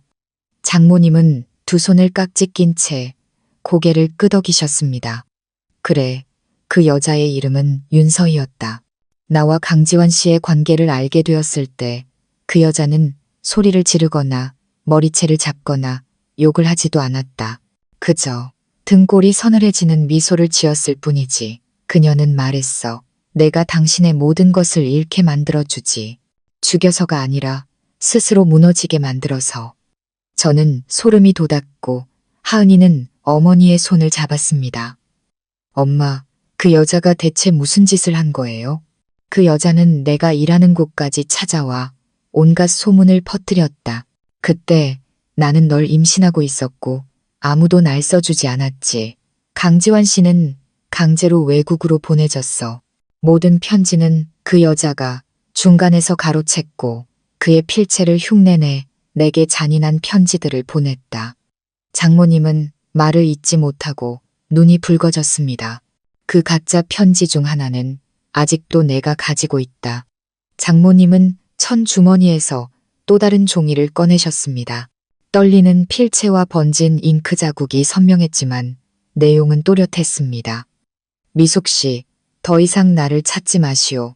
당신 뱃속의 아이는 나와 아무 관련이 없소. 모든 것은 실수였을 뿐. 나를 잊어주시오. 나에게는 이미 다른 사람이 생겼으니. 하은이는 그 종이를 꽉 쥐었습니다. 눈물이 쏟아져 나왔습니다. 세상에, 너무 악랄해. 엄마는 이 편지 때문에 속으셨던 거예요? 장모님은 떨리는 목소리로 고개를 끄덕였습니다. 나는 그 말을 믿었기 때문에 모든 연락을 끊었고 다른 남자와 결혼했으며 반평생을 원망과 죄책감 속에서 살았던 거다. 강지환 씨가 죽고 나서야 그가 남긴 마지막 편지를 통해 모든 진실을 알게 된 거지. 방 안의 공기는 얼어붙은 듯 했습니다. 저는 두 모녀가 서로를 끌어안고 우는 모습을 보며 목이 메어왔습니다. 잠시 후 제가 말했습니다. 장모님, 만약 그 여자가 아직 살아있다면 다시 만나고 싶으세요? 장모님은 깊은 눈으로 저를 바라보셨습니다. 그 여자는 5년 전에 죽었다. 하지만 죽기 전에 내게 편지 한 통을 보냈지. 거기에는 단 한 줄만 적혀 있었다. 나는 질투 때문에 모든 것을 망쳤지만 결국 당신이 나보다 먼저 용서받은 사람이 되었군요. 장모님은 슬프게 웃으셨습니다. 그래, 인생이란 게 그런 거다. 누구나 실수를 저지르지. 어떤 사람은 바로 벌을 받고 어떤 사람은 눈을 감을 때가 되어서야 자신이 틀렸다는 걸 깨닫게 된다. 저는 그 미소 속에서 고통과 평온이 뒤섞여 있음을 보았습니다. 장모님은 나지막이 말씀하셨습니다. 이제 내가 두려운 건 하은이 내가 예전에 나처럼 쉽게 믿고 쉽게 사랑하고 또 쉽게 상처받게 될까봐 그게 두렵다. 하은이는 어머니를 끌어안고 떨리는 목소리로 말했습니다. 저는 엄마 같지 않을 거예요. 저한테는 민준 오빠가 있잖아요. 오빠가 저한테 믿는 법을 가르쳐줬어요. 장모님은 제 손을 잡으셨습니다. 그 눈빛은 온화했지만 당부의 의미가 담겨 있었습니다. 민준아, 남자가 사랑하면서 제 마음 하나 지키지 못하면 모든 걸 잃는 것과 같다. 하은이가 나처럼 눈물 흘리며 살게 하지는 말아다오. 저는 고개를 숙였습니다. 약속하겠습니다. 장모님은 가볍게 고개를 끄덕이고는 말씀하셨습니다. 이 편지들을 태워버리자. 그래야 모든 것이 정말로 평안해질 수 있을 게다. 하지만 하은이는 고개를 저었습니다. 엄마, 이건 간직하고 싶어요. 기억하기 위해서가 아니라 엄마가 겪었던 아픔처럼 살지 않기 위해 스스로를 다잡기 위해서요. 장모님은 딸을 보며 미소 지으셨습니다. 그래도 좋다. 네가 간직하려무나. 다만 이걸 읽으며 더 이상 울지만 않는다면 툇마루 너머로 해가 지고 있었습니다. 마지막 햇살이 창문으로 들어와 두 모녀의 얼굴을 비추었습니다. 한 세대는 고통을 감내했고 다른 한 세대는 다시 사랑하는 법을 배우고 있었습니다. 저는 그 모습을 조용히 바라보며 마음이 무거워지는 것을 느꼈습니다. 밤이 깊어지자 하은이는 낡은 편지 뭉치를 나무 궤에 넣고 자물쇠를 채웠습니다. 아내가 작게 말했습니다. 오빠, 언젠가 우리 아이에게 이 이야기를 들려주고 싶어. 사랑에서는 이기는 것보다 용서하는 게 더 중요하다는 걸 알려주기 위해서. 저는 미소 지으며 아내를 품에 안았습니다. 엄마는 분명 널 자랑스러워 하실 거야. 제 사상 위 마지막 향이 다 타들어가고 부드러운 곡선을 그리며 제가 남았습니다. 피어오르는 연기 속에서 저는 미소 짓는 한 남자의 모습과 그 곁에서 조용히 고개를 끄덕이는 보라색 옷을 입은 여인의 모습을 본 것만 같았습니다. 두 사람은 마침내 그들의 딸의 마음속에서 편히 쉬게 된 것이었습니다. 강지환 씨의 첫 제사를 지낸 어느 오후, 저와 하은이는 장모님의 낡은 방을 정리했습니다. 이제 장모님은 많이 건강해지셨습니다. 머리는 더 희끗해졌지만 미소는 예전보다 훨씬 온화해지셨죠. 장모님은 말씀하셨습니다. 나는 즐거운 추억 외에는 아무것도 남기고 싶지 않다. 아픈 과거는 그저 잠들게 놔두자꾸나. 저희는 그 말씀에 따라 정리를 시작했습니다. 방 안에는 시간의 먼지가 쌓여 있었고 낡은 나무 냄새와 향 냄새가 뒤섞여 마음을 차분하게 가라앉혔습니다. 제가 기념품이 진열된 유리 장식장을 닫고 있을 때였습니다.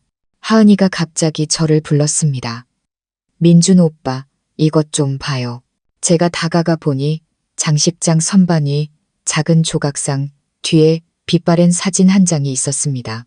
젊은 시절의 장모님과 강지환 씨, 그리고 10살쯤 되어 보이는 남자아이가 함께 찍은 사진이었습니다. 그 아이는 하은이가 아니었습니다. 그때 하은이는 태어나지도 않았으니까요. 게다가 그 아이의 눈빛은 어딘가 매우 익숙했습니다. 저는 순간 소스라치게 놀랐습니다. 지금 제 회사에서 가장 친한 동료이자 하은이와 동갑인 준호와 너무나도 닮아 있었습니다. 하은이가 사진을 들고 떨리는 목소리로 말했습니다. 왜 여기에 다른 아이가 있는 거지? 엄마가 나 이전에 다른 아이가 있었던 거야? 제가 미처 대답하기도 전에 장모님께서 방으로 들어오셨습니다. 사진을 보신 장모님은 그 자리에 굳어버렸고 이내 몸을 떨며 의자에 주저앉으셨습니다. 눈빛은 먼 곳을 향하고 있었습니다. 너희들이 찾았구나. 하은이가 다가가 물었습니다. 엄마, 이 아이는 누구예요? 장모님은 한참을 침묵하시더니 모든 용기를 내듯 천천히 말씀하셨습니다. 그 아이의 이름은 남이다. 네, 이복 오빠란다. 하은이는 그 자리에 얼어붙었고 저 또한 경악을 금치 못했습니다. 이복 오빠요. 하은이는 숨이 넘어갈 듯한 목소리로 되물었습니다. 장모님은 앙상한 손 위로 눈물을 떨어뜨리며 고개를 끄덕이셨습니다. 그래. 내가 내 아버지를 만나기 전 강지환 씨는 윤서희라는 여자와 결혼했었지. 그들 사이에 아들이 하나 있었는데 그 아이가 바로 남이다. 윤서희는 내 존재를 알게 된 후 아이를 데리고 외국으로 떠나버렸고 강지환 씨가 아들을 만나지 못하게 막았지. 남이가 10살 때까지는 간신히 연락이 닿았고 그때 몰래 간직했던 사진이 바로 이것이다. 나중에 윤서희가 죽고 아이는 외가 친척 손에 한국으로 보내져 이름도 바꾸고 엄마 성을 따르게 되었다고 들었다.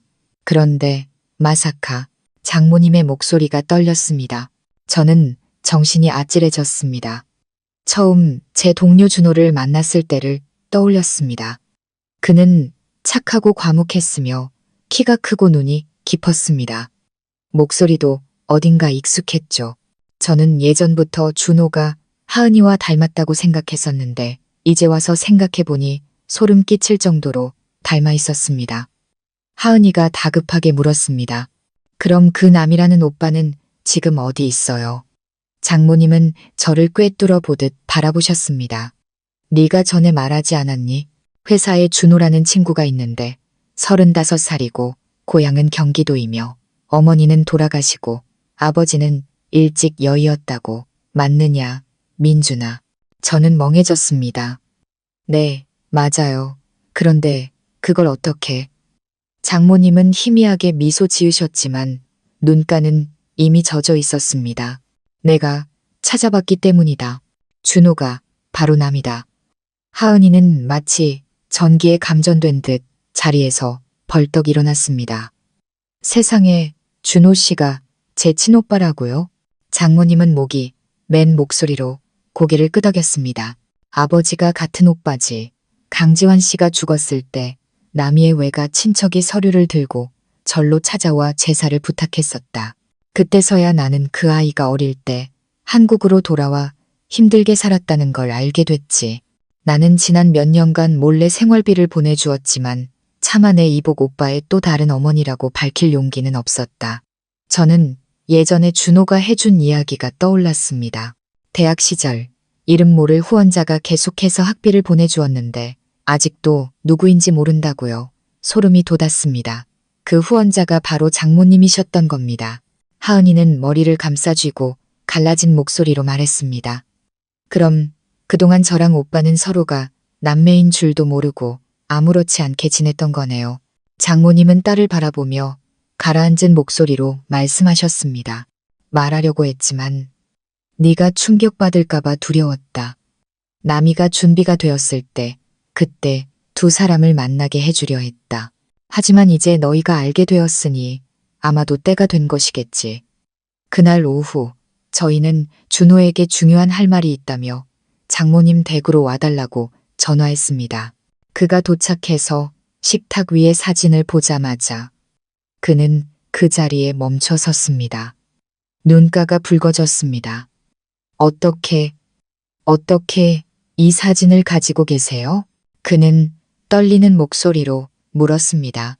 장모님께서 다가가 그의 어깨에 손을 얹고 낮지만 따뜻한 목소리로 말씀하셨습니다.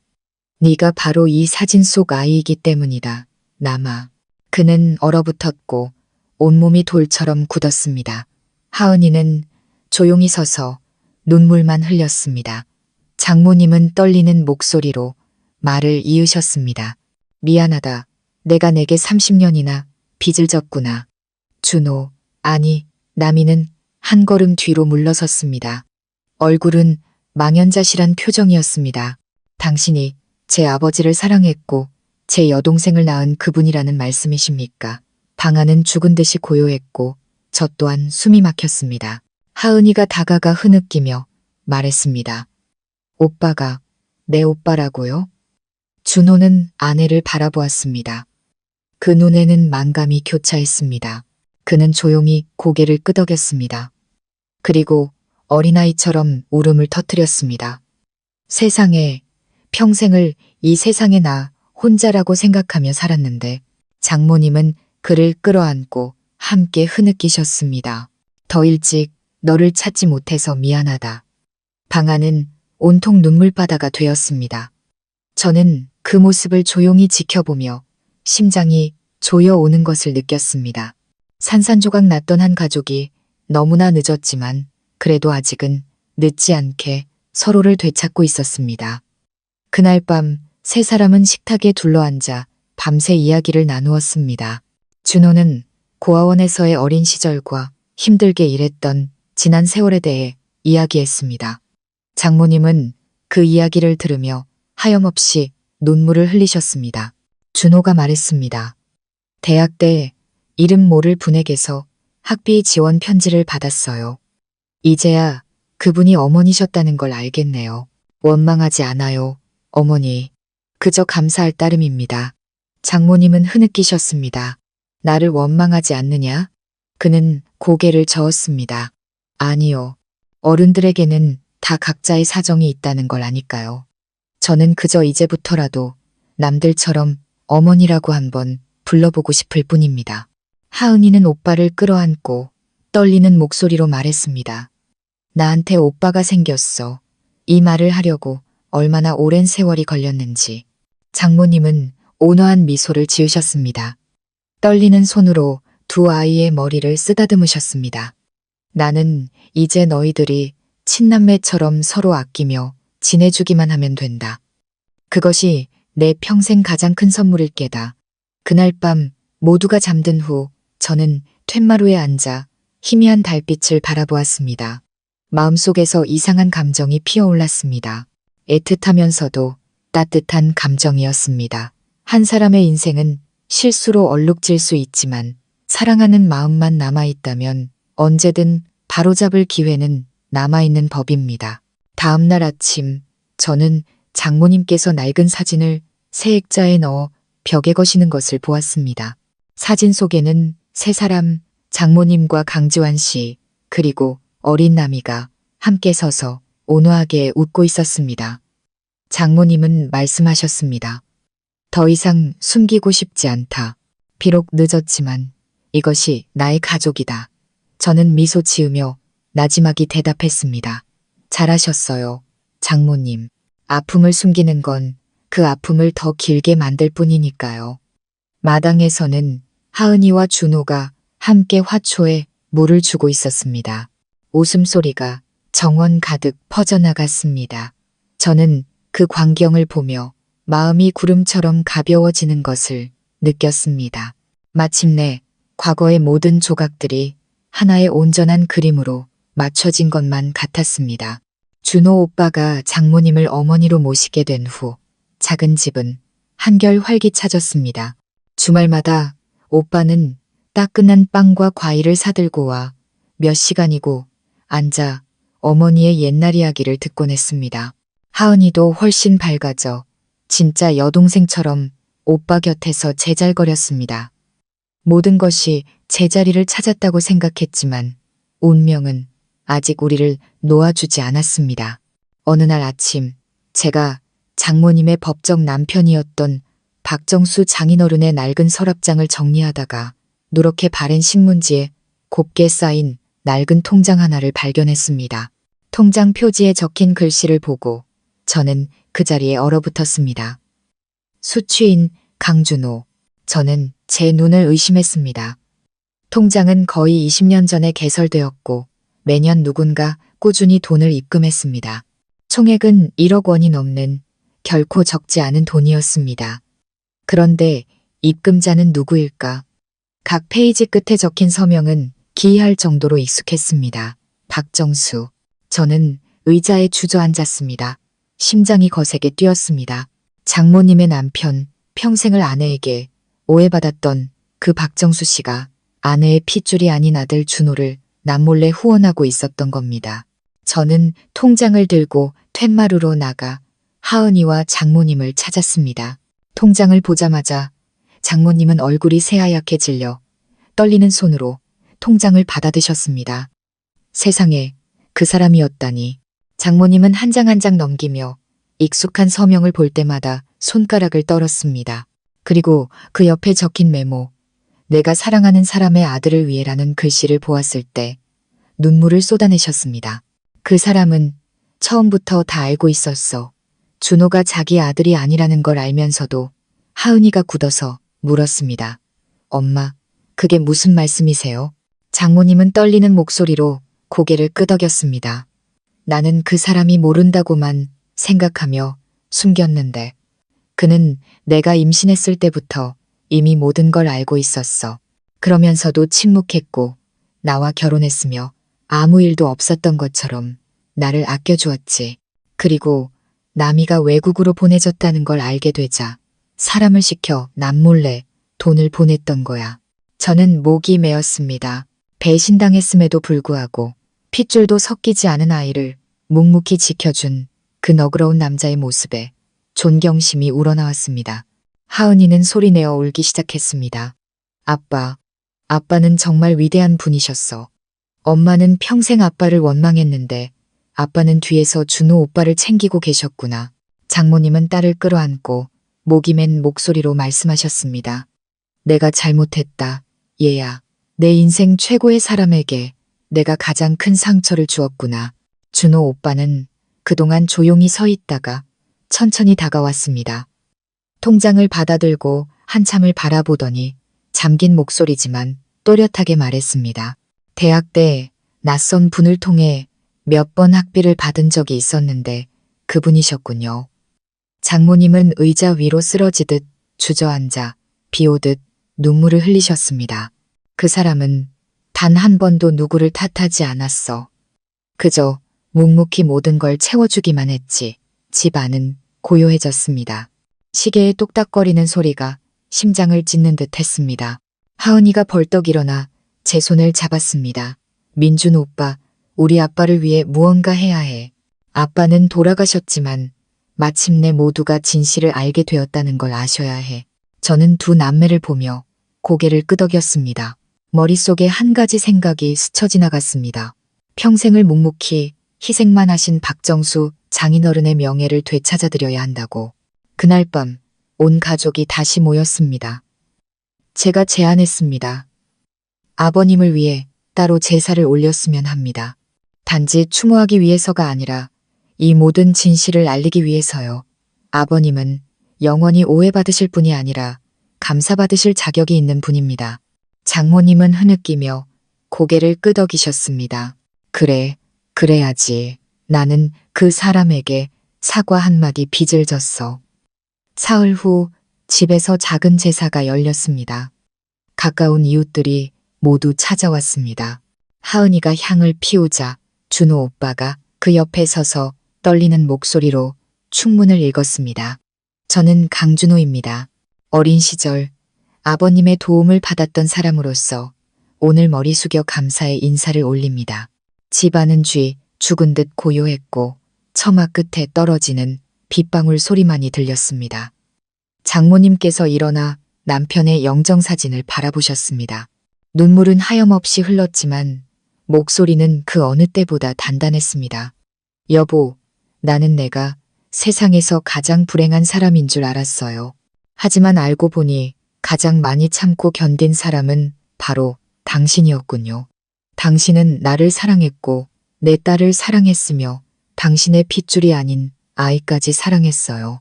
당신은 내가 아는 가장 고결한 남자였어요. 미안하고 고마워요. 그 말이 끝나기가 무섭게 거센 바람이 불어와 피어오르던 향 연기가 소용돌이 쳤습니다. 향긋한 내음이 집 안 가득 퍼져나갔고 그 자리에 있던 모두의 눈가가 젖어들었습니다. 제사가 끝난 후 사람들이 모두 돌아가자 장모님은 저를 마당 한 구석으로 부르셨습니다. 그리고 훨씬 더 낡은 다른 나무 상자 하나를 건네주셨습니다. 민준아, 이것은 그 사람이 남긴 마지막 유품이다. 나는 평생 열어볼 용기가 없었지. 이제 네가 나 대신 열어보아다오.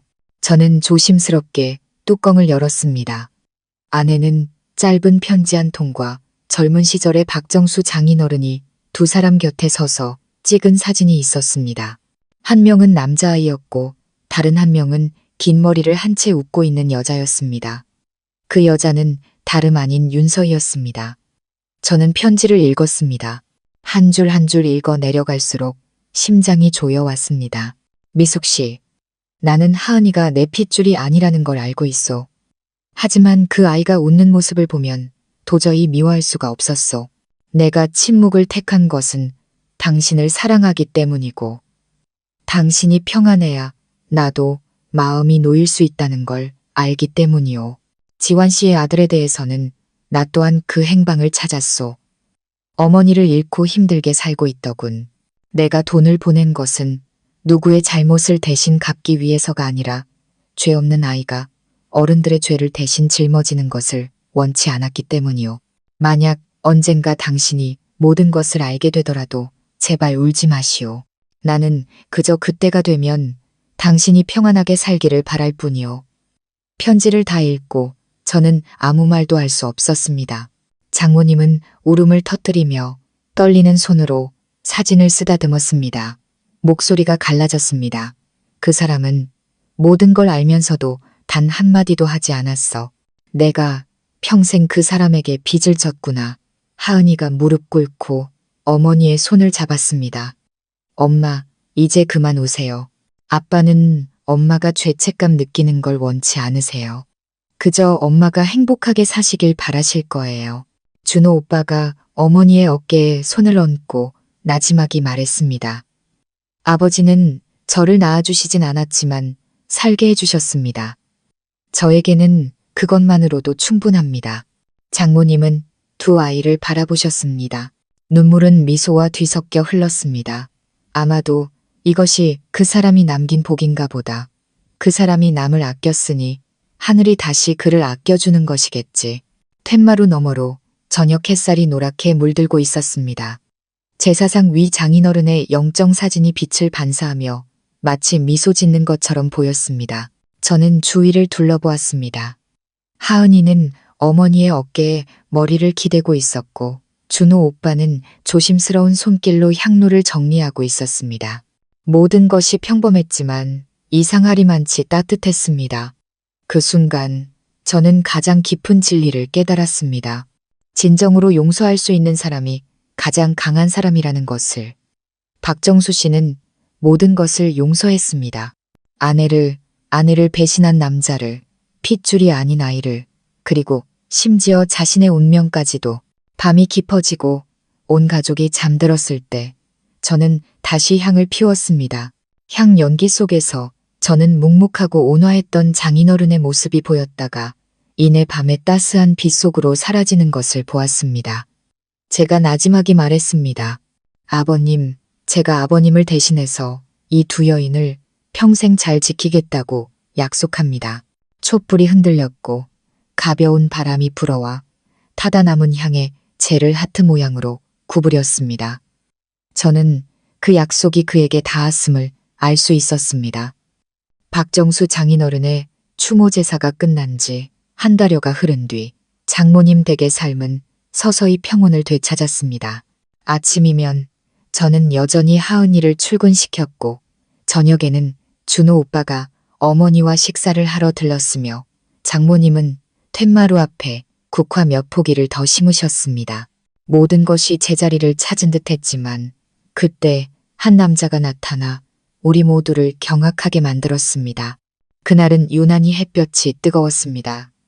제가 막 퇴근했을 때 대문 앞에 검은색 세단 한 대가 서 있는 것을 보았습니다. 마르고 고단해 보이는 얼굴이지만 눈빛만은 차갑고 날카로운 한 중년 남자가 차에 기대어 서 있었습니다. 제가 다가가자 그가 저를 보며 나지막이 물었습니다. 실례지만 여기가 박정수 씨 댁이 맞습니까? 제가 고개를 끄덕였습니다. 네, 맞습니다만 누구신지요? 그는 바로 대답하지 않고 옅은 미소를 지었습니다. 저는 박정민입니다. 박정수, 제 형님의 친동생입니다. 그 이름을 듣는 순간 제 심장이 멎는 듯 했습니다. 저는 박정민 씨가 20년도 더 전에 해외로 이민을 가 가족과 연락이 끊겼다는 것을 알고 있었습니다. 아무도 그의 생사를 몰랐습니다. 그런데 이제 와서 모든 것이 겨우 봉합된 이 시점에 그가 돌아온 것입니다. 저는 그를 집 안으로 안내했습니다. 장모님은 차를 따르고 계시다가 그 남자를 보자마자 찻잔을 든 채 굳어버렸습니다. 눈이 동그래졌습니다. 정민, 도련님 맞으세요? 그가 씁쓸한 미소와 함께 고개를 끄덕였습니다. 접니다. 형수님, 20년 만이네요. 어쩌면 형수님께서 듣고 싶지 않으실 진실 하나를 돌려드리러 왔습니다. 집안의 공기가 무겁게 가라앉았습니다. 하은이와 준호 오빠는 침묵한 채 걱정스러운 눈빛으로 서로를 바라보았습니다. 저는 어떤 변고가 다가오고 있음을 직감했습니다. 박정민 씨는 품에서 낡은 서류철을 꺼내 테이블 위에 올려놓고는 천천히 말했습니다. 형님 때문에 형수님께서 고생하신 거 압니다. 하지만 형수님, 이것 하나는 아셔야 합니다. 박정수 형님의 죽음은 사고가 아니었습니다. 온 가족이 그 자리에 얼어붙었습니다. 장모님은 몸을 떨었습니다. 그게 무슨 말씀이세요? 그는 슬픔이 가득한 눈으로 고개를 끄덕였습니다. 20년 전 저는 운송회사에서 일했습니다. 박정수 형님을 태운 차가 폭발했다는 소식을 가장 먼저 받은 사람이 바로 저였습니다. 기록상으로는 교통사고였지만 사실은 형님의 차 브레이크가 고의로 파손된 것이었습니다. 저는 그동안 파장을 우려해 침묵해 왔습니다. 하지만 제 친구이자 당시 차량 정비를 담당했던 기사가 죽기 전에 이런 고백을 남겼습니다. 누군가에게 돈을 받고 그 짓을 했다고. 방 안은 숨소리조차 들리지 않았습니다. 문틈으로 스며드는 바람 소리가 정적을 찢는 듯 했습니다. 하은이가 벌떡 일어나 떨리는 목소리로 물었습니다. 누가 시킨 짓인데요? 박정민 씨는 주위를 둘러보며 목소리를 낮췄습니다. 강지환 씨의 전처 윤서희였습니다. 그 말은 모두의 심장을 도려내는 비수 같았습니다. 장모님은 의자 위로 쓰러지셨고 얼굴이 새하얗게 질렸습니다. 준호 오빠가 더듬거렸습니다. 하지만 그 여자가 왜 그런 짓을, 박정수 아저씨를 해칠 이유가 없잖아요. 박정민 씨는 담배 한 개비를 꺼내 물고 목이 맨 목소리로 말했습니다. 질투 때문이었습니다. 당시 윤서희는 박정수 형님이 자기 아들, 즉 준호에게 남몰래 돈을 보내주고 있다는 사실을 알게 됐습니다. 하지만 제 친구이자 당시 차량 정비를 담당했던 기사가 죽기 전에 이런 고백을 남겼습니다.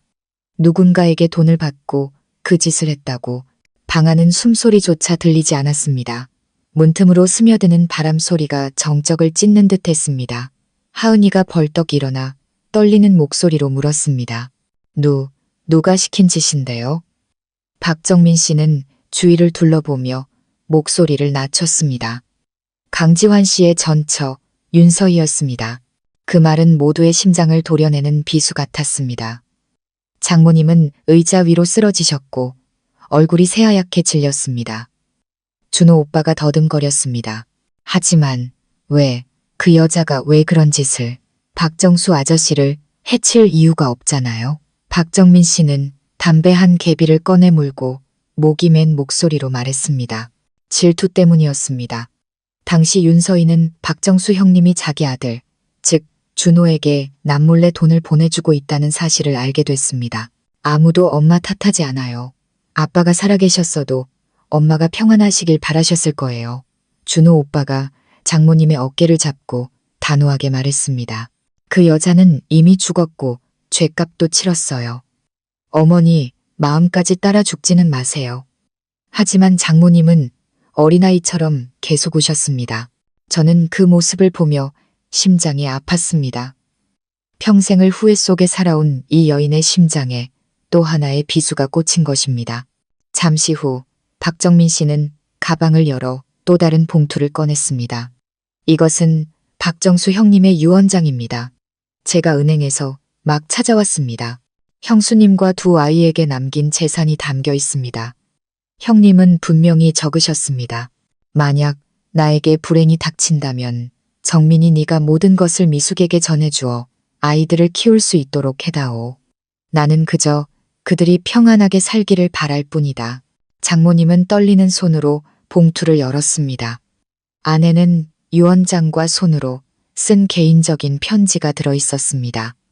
미숙 씨, 언젠가 당신이 나를 원망할 날이 올 줄 알았소. 하지만 나는 단 한 번도 원망한 적이 없소. 나는 그저 나중에 당신이 이 글을 읽게 되었을 때 이것 하나만은 알아주길 바라오. 사람은 서로를 배신할 수 있지만 사랑하는 마음만 남아있다면 무엇도 늦지 않았다는 것을. 만약 다음 생이 있다면 지금처럼 우는 모습이 아닌 당신이 웃는 모습을 보고 싶소. 장모님은 종이를 꽉 쥐었습니다. 눈물이 글씨를 적셨습니다. 저는 장모님의 어깨가 떨리는 것을 보았지만 이번 눈물은 절망이 아닌 해방의 눈물임을 알 수 있었습니다. 박정민 씨가 조용히 말했습니다. 저는 돌아왔지만 오래 머물지는 않을 겁니다. 하지만 조카들에게 이것 하나만은 말해주고 싶습니다.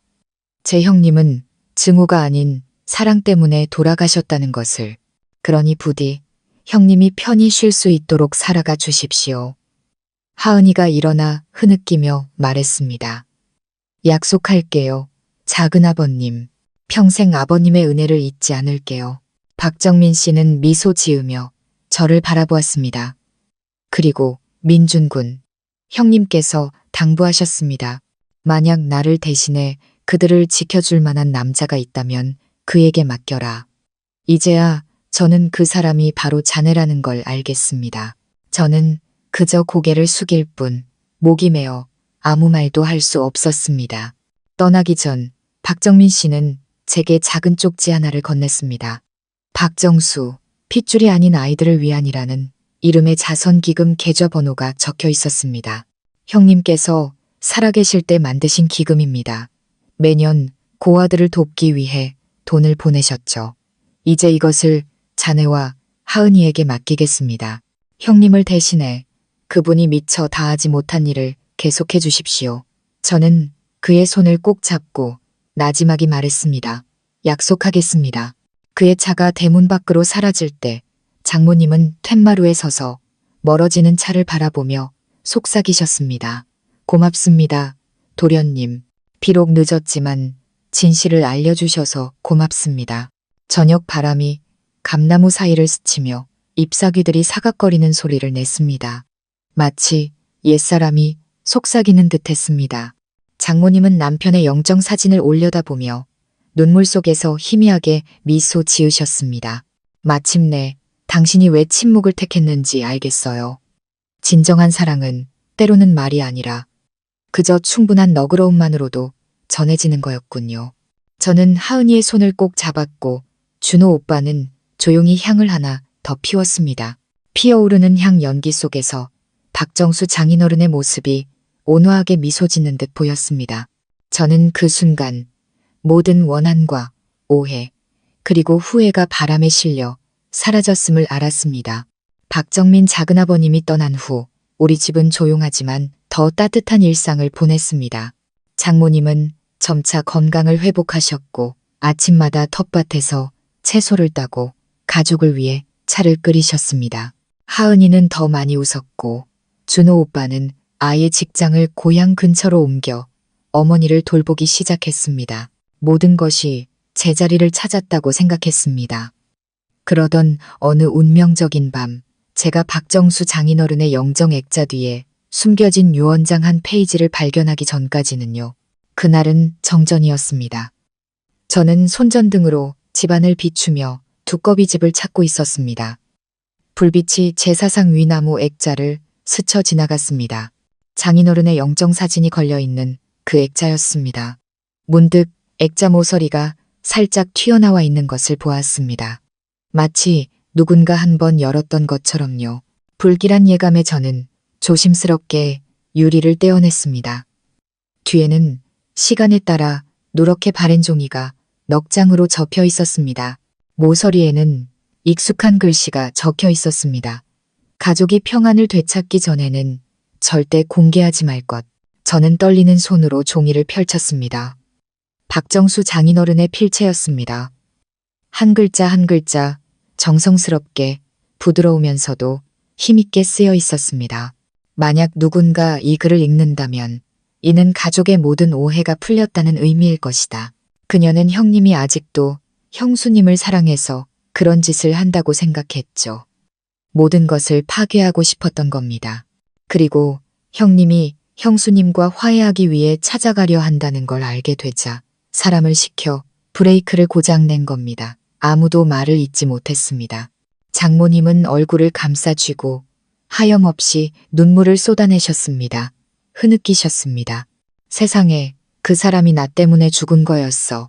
박정민 씨는 장모님을 보았습니다. 그의 눈도 붉게 충혈되어 있었습니다. 형님은 떠나기 전에 이미 알고 계셨습니다. 제게 보낸 편지에서 이렇게 말씀하셨죠. 만약 네가 이 편지를 읽게 된다면 미숙에게 전해다오. 단 한 번도 원망한 적 없다고. 죽어서라도 그 여자를 지키고 싶다고. 장모님은 오열하며 하늘이 무너져라 울부짖었습니다. 나는 용서받을 자격이 없어. 내가 사랑했던 두 남자를 모두 내가 해쳤어. 하은이가 달려가 어머니를 끌어안았습니다. 눈물이 뺨을 타고 흘렀습니다. 엄마, 그런 말 마세요. 그 사람이 고아들을 위해 무언가 하고 싶다는 말을 한 적은 있지만 나는 그냥 하는 말인 줄로만 알았는데. 하은이는 편지를 들고 눈가가 붉어졌습니다. 아빠가 민준 오빠 이름을 쓰셨어. 아빠는 오래전부터 오빠를 믿으셨나 봐. 준호 오빠는 저를 보며 고개를 끄덕였습니다. 아마도 인연인가 봅니다. 장모님은 유원장 위에 손을 얹고 떨리지만 단호한 목소리로 말씀하셨습니다. 이것이 그 사람의 마지막 소원이라면 우리는 반드시 이뤄드려야 한다. 그 사람의 뜻이 잊히게 둘 수는 없어. 제가 고개를 끄덕였습니다. 그렇게 박정수 장인어른께서 남기신 자선사업, 인심의 집 프로젝트가 시작되었습니다. 저는 구청에 연락해 건축 허가를 신청했고 하은이는 회계를, 준호 오빠는 친구들에게 도움을 요청하며 자금을 모았습니다. 장모님은 직접 땅을 기부하시며 간단히 말씀하셨습니다. 그 사람은 평생을 조용히 살았으니 마지막으로 의미 있는 일을 할 공간을 마련해줘야지. 하지만 일은 결코 쉽지 않았습니다. 소문이 퍼지자마자 친척 중 일부가 찾아와 거세게 반대했습니다. 장모님과 비슷한 나이에 한 먼 친척은 테이블을 내리치며 소리쳤습니다. 그 땅은 조상님들 땅이야. 팔아서 나눠 갖는 게 순리지. 누가 생판남 좋은 일 하는데 쓰라고 했나. 하은이가 발끈했습니다. 작은 할아버지, 그건 잘못된 말씀이에요. 이건 저희 아버지의 유언이라고요. 그는 콧방귀를 뀌었습니다. 유언은 무슨, 공식 유언장에는 그런 내용 없잖아. 이제 와서 웬 낡은 종이 쪼가리 하나 들고 와서 진짜인지 가짜인지 어떻게 알아. 장모님은 할 말을 잃으셨습니다. 부록 유언장은 공증을 받지 않은 그저 장인어른의 필체일 뿐이었습니다. 하지만 저는 알고 있었습니다. 여기서 침묵하면 그분의 소원은 영원히 사라져버릴 것이라는 걸. 제가 일어나 단호하게 말했습니다. 만약 의심스러우시다면 필적 감정을 의뢰하겠습니다. 만약 진짜로 판명되면 돌아가신 분의 뜻을 존중해 주십시오. 일주일 후 법무부의 감정 결과 필체는 박정수 장인어른의 원본 유언장과 완전히 일치한다는 것이 확인되었습니다. 그 친척은 침묵했고 긴 한숨만 내쉬며 돌아갔습니다. 그때부터 인심의 집 공사가 본격적으로 시작되었습니다.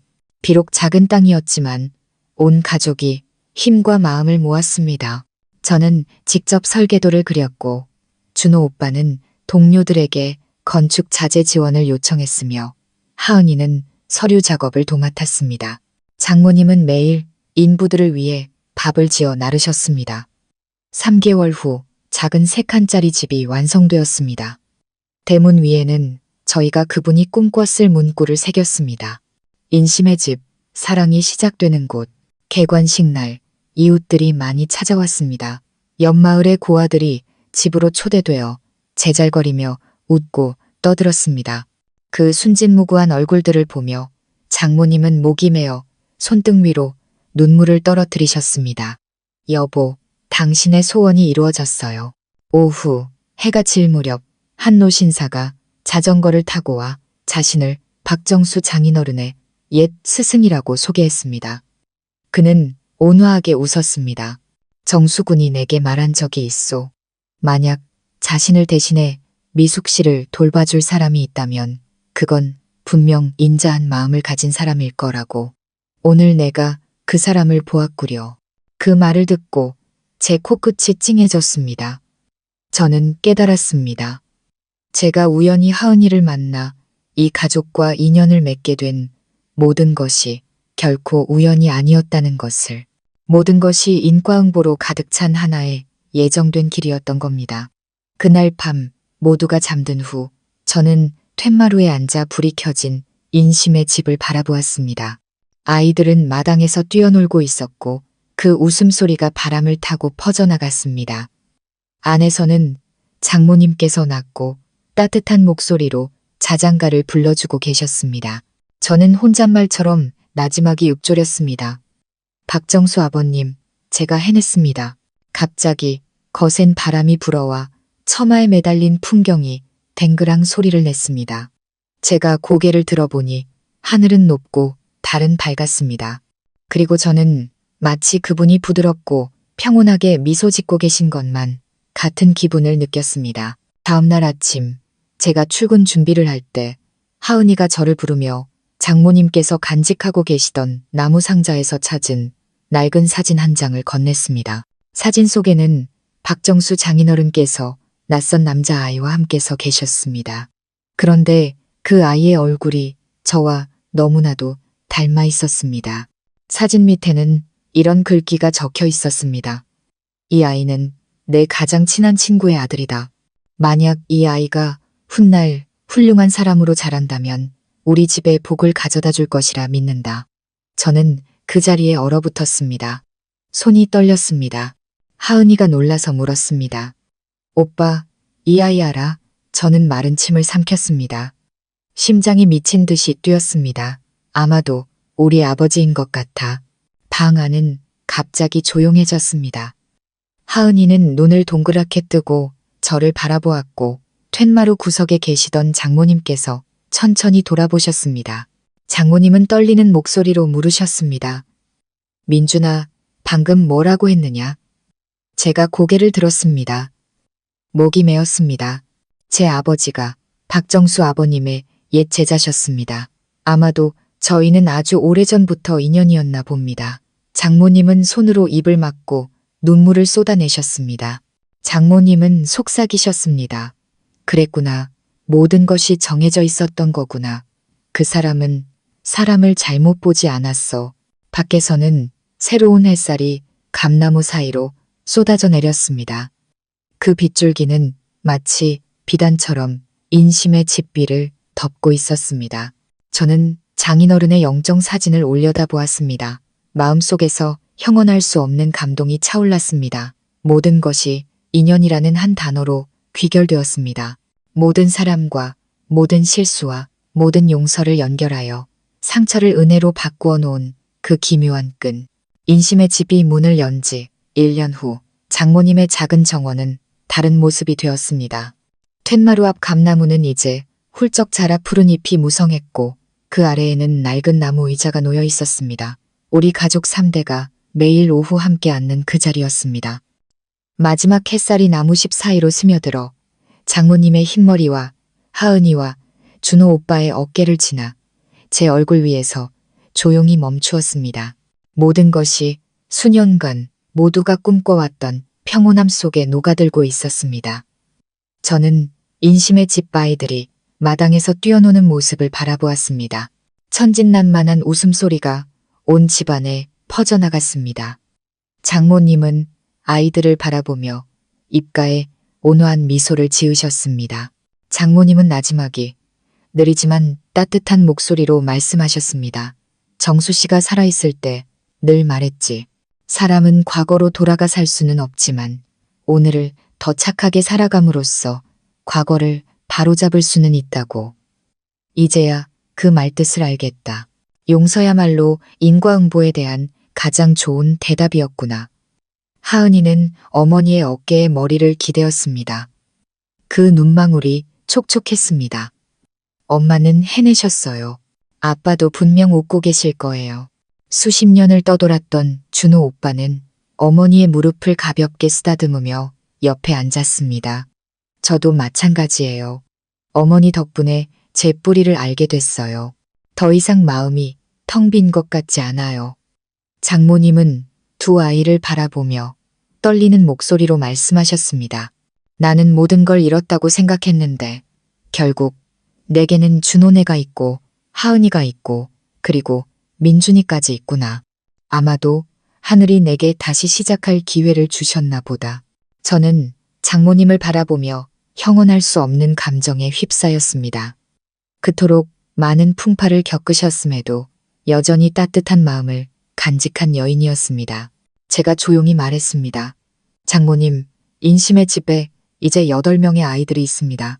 아이들이 자립할 수 있도록 직업 기술을 가르치는 교실을 더 열 계획입니다.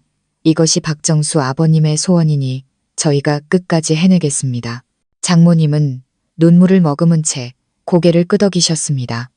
좋은 생각이다. 그 사람이 선한 씨앗을 뿌리고 싶어 했다면 너희들이 바로 그 씨앗이 꽃을 피우도록 지켜주는 사람들이구나. 바람이 불어와 감나무가 흔들렸습니다. 잎사귀들이 사각거리는 소리는 마치 옛사람이 돌아온 듯 했습니다. 장모님은 하늘을 올려다보시더니 조용히 이야기를 시작하셨습니다. 젊었을 때 그 사람과 다투고 나면 나는 늘 이 감나무 아래에 와서 앉아있곤 했다. 그 사람이 나를 찾아오길 바라면서. 그런데 이상하게도 그는 언제나 나를 찾아왔지. 그는 그저 내 등 뒤에 서서 아무 말도 하지 않고 물 한 잔을 건네주고는 조용히 내 옆에 앉아 있었어. 지금 생각해보니 진정한 사랑이란 게 별게 아니더구나. 그저 한 사람은 기다릴 줄 알고 다른 한 사람은 이해하려 노력하면 그것으로 충분한 것이었어. 하은이는 어머니의 이야기를 들으며 눈가가 붉어졌습니다. 아내는 제 손을 잡고 나지막이 말했습니다. 나는 사랑이 연약하다고만 생각하며 두려워했는데 이제는 믿어. 진심만 있다면 평생 서로를 지켜낼 수 있다는 걸. 저는 아내를 보며 미소 지었습니다. 우리가 부모님께 그걸 배웠으니까. 그분들은 실수했고 아파했지만 포기하지 않으셨어. 바로 그 덕분에 오늘이 있는 거야. 준호 오빠가 고개를 들었습니다. 그 눈빛은 깊었습니다. 박정수 아버지와 강지환 아버지 두 분은 서로 다른 분이셨지만 결국 한 가지 공통점이 있었어요. 두 분 모두 증오 대신 사랑을 택하셨다는 것. 그 덕분에 제가 두 분 모두의 아들이 될 수 있었던 거고요. 장모님은 고개를 끄덕이셨습니다. 그 눈빛은 온화했지만 먼 곳을 향해 있었습니다. 그래, 맞다. 죽은 사람은 결코 떠나는 게 아니란다. 그들은 그저 다른 방식으로 남은 사람들에게 소중함을 가르쳐 주는 것이지. 나는 내가 죄인이라고만 생각했는데 이제는 안다. 잘못은 우리가 넘어졌다는 데 있는 게 아니라 다시 일어설 용기가 있느냐, 없느냐에 달려 있다는 걸. 우리 셋은 모두 침묵했습니다. 그 순간 저는 작은 집안 가득 퍼져나가는 온기를 느꼈습니다. 안에서는 고아들이 낭낭하게 책을 읽고 있었습니다. 서툰 글 읽는 소리가 평화로운 공간 속으로 울려 퍼졌습니다. 그 소리는 마치 어두웠던 모든 과거의 끝을 알리는 종소리 같았습니다. 해가 저물고 장모님은 노을이 흙길을 황금빛으로 물들이는 대문 밖을 바라보셨습니다. 장모님은 느리게 바람처럼 가벼운 목소리로 말씀하셨습니다. 내가 유언장을 다시 썼다. 훗날 내가 떠나면 이 땅은 모두 인심의 집에 속하게 될 것이다. 나는 돈을 남기고 싶지 않다. 그저 사람들이 믿음을 찾을 수 있는 장소를 남기고 싶을 뿐이다. 하은이가 굳어서 말했습니다. 엄마, 왜 그런 말씀을 하세요? 저희랑 오래오래 사셔야죠. 장모님은 온화하게 웃으며 딸의 머리를 쓰다듬으셨습니다. 일찍 가겠다는 말이 아니다. 하지만 인생은 유한하고 오직 선한 것만이 남는 법이지. 나는 이제 마음이 편안하구나. 준호 오빠가 어머니의 손을 잡고 나지막이 대답했습니다. 저와 하은이가 그 약속을 지킬게요. 그리고 민준이 형은, 그는 저를 돌아보았습니다. 박정수 아버님의 길을 이어갈 사람이고요. 제가 고개를 끄덕였습니다. 낮지만 단단한 목소리로 말했습니다. 약속하겠습니다. 장모님, 제가 이 모든 것을 제 가족을 지키듯 지켜내겠습니다. 장모님은 미소 지으셨습니다. 제가 본 미소 중 가장 온화한 미소였습니다. 그것으로 족하다. 하늘에는 구름이 낮게 깔리고 감나무 향기가 마당 가득 퍼져나갔습니다. 그 순간 저는 처음 장모님을 만났던 그 밤이 떠올랐습니다. 저를 두렵게 하고 의심하게 만들었지만 결국에는 믿음과 사랑이 무엇인지 가르쳐 주신 바로 그분. 과거의 시험에서부터 이 순간에 이르기까지 모든 갈등과 오해, 상처는 바람 속으로 녹아 사라졌습니다. 하은이는 제 어깨에 머리를 기댔고 준호 오빠는 옆에서 온화하게 웃었습니다. 장모님은 조용히 눈을 감고 의자에 등을 기댔습니다. 마지막 햇살이 감나무 위로 떨어지며 세 사람의 얼굴 위로 따뜻하고 충만한 빛을 내렸습니다. 저는 주위를 둘러보았습니다. 마음이 구름처럼 가벼워졌습니다. 평생을 살아오며 저는 이제야 깨달았습니다. 행복이란 것이 그리 거창할 필요가 없다는 것을. 나를 용서해주는 사람이 있고 내가 지키고 싶은 사람이 있으며 돌아갈 곳이 있다면 그것으로 충분하다는 것을. 마당 저편 인심의 집 아이들이 불을 켰습니다. 노란 불빛이 감나무 위로 비치며 마치 작은 별들처럼 반짝였습니다. 제가 하은이의 손을 잡고 나지막이 말했습니다. 들려? 감나무 잎을 스치는 저 바람 소리가. 꼭 아버님께서 고맙다고 말씀하시는 것 같아.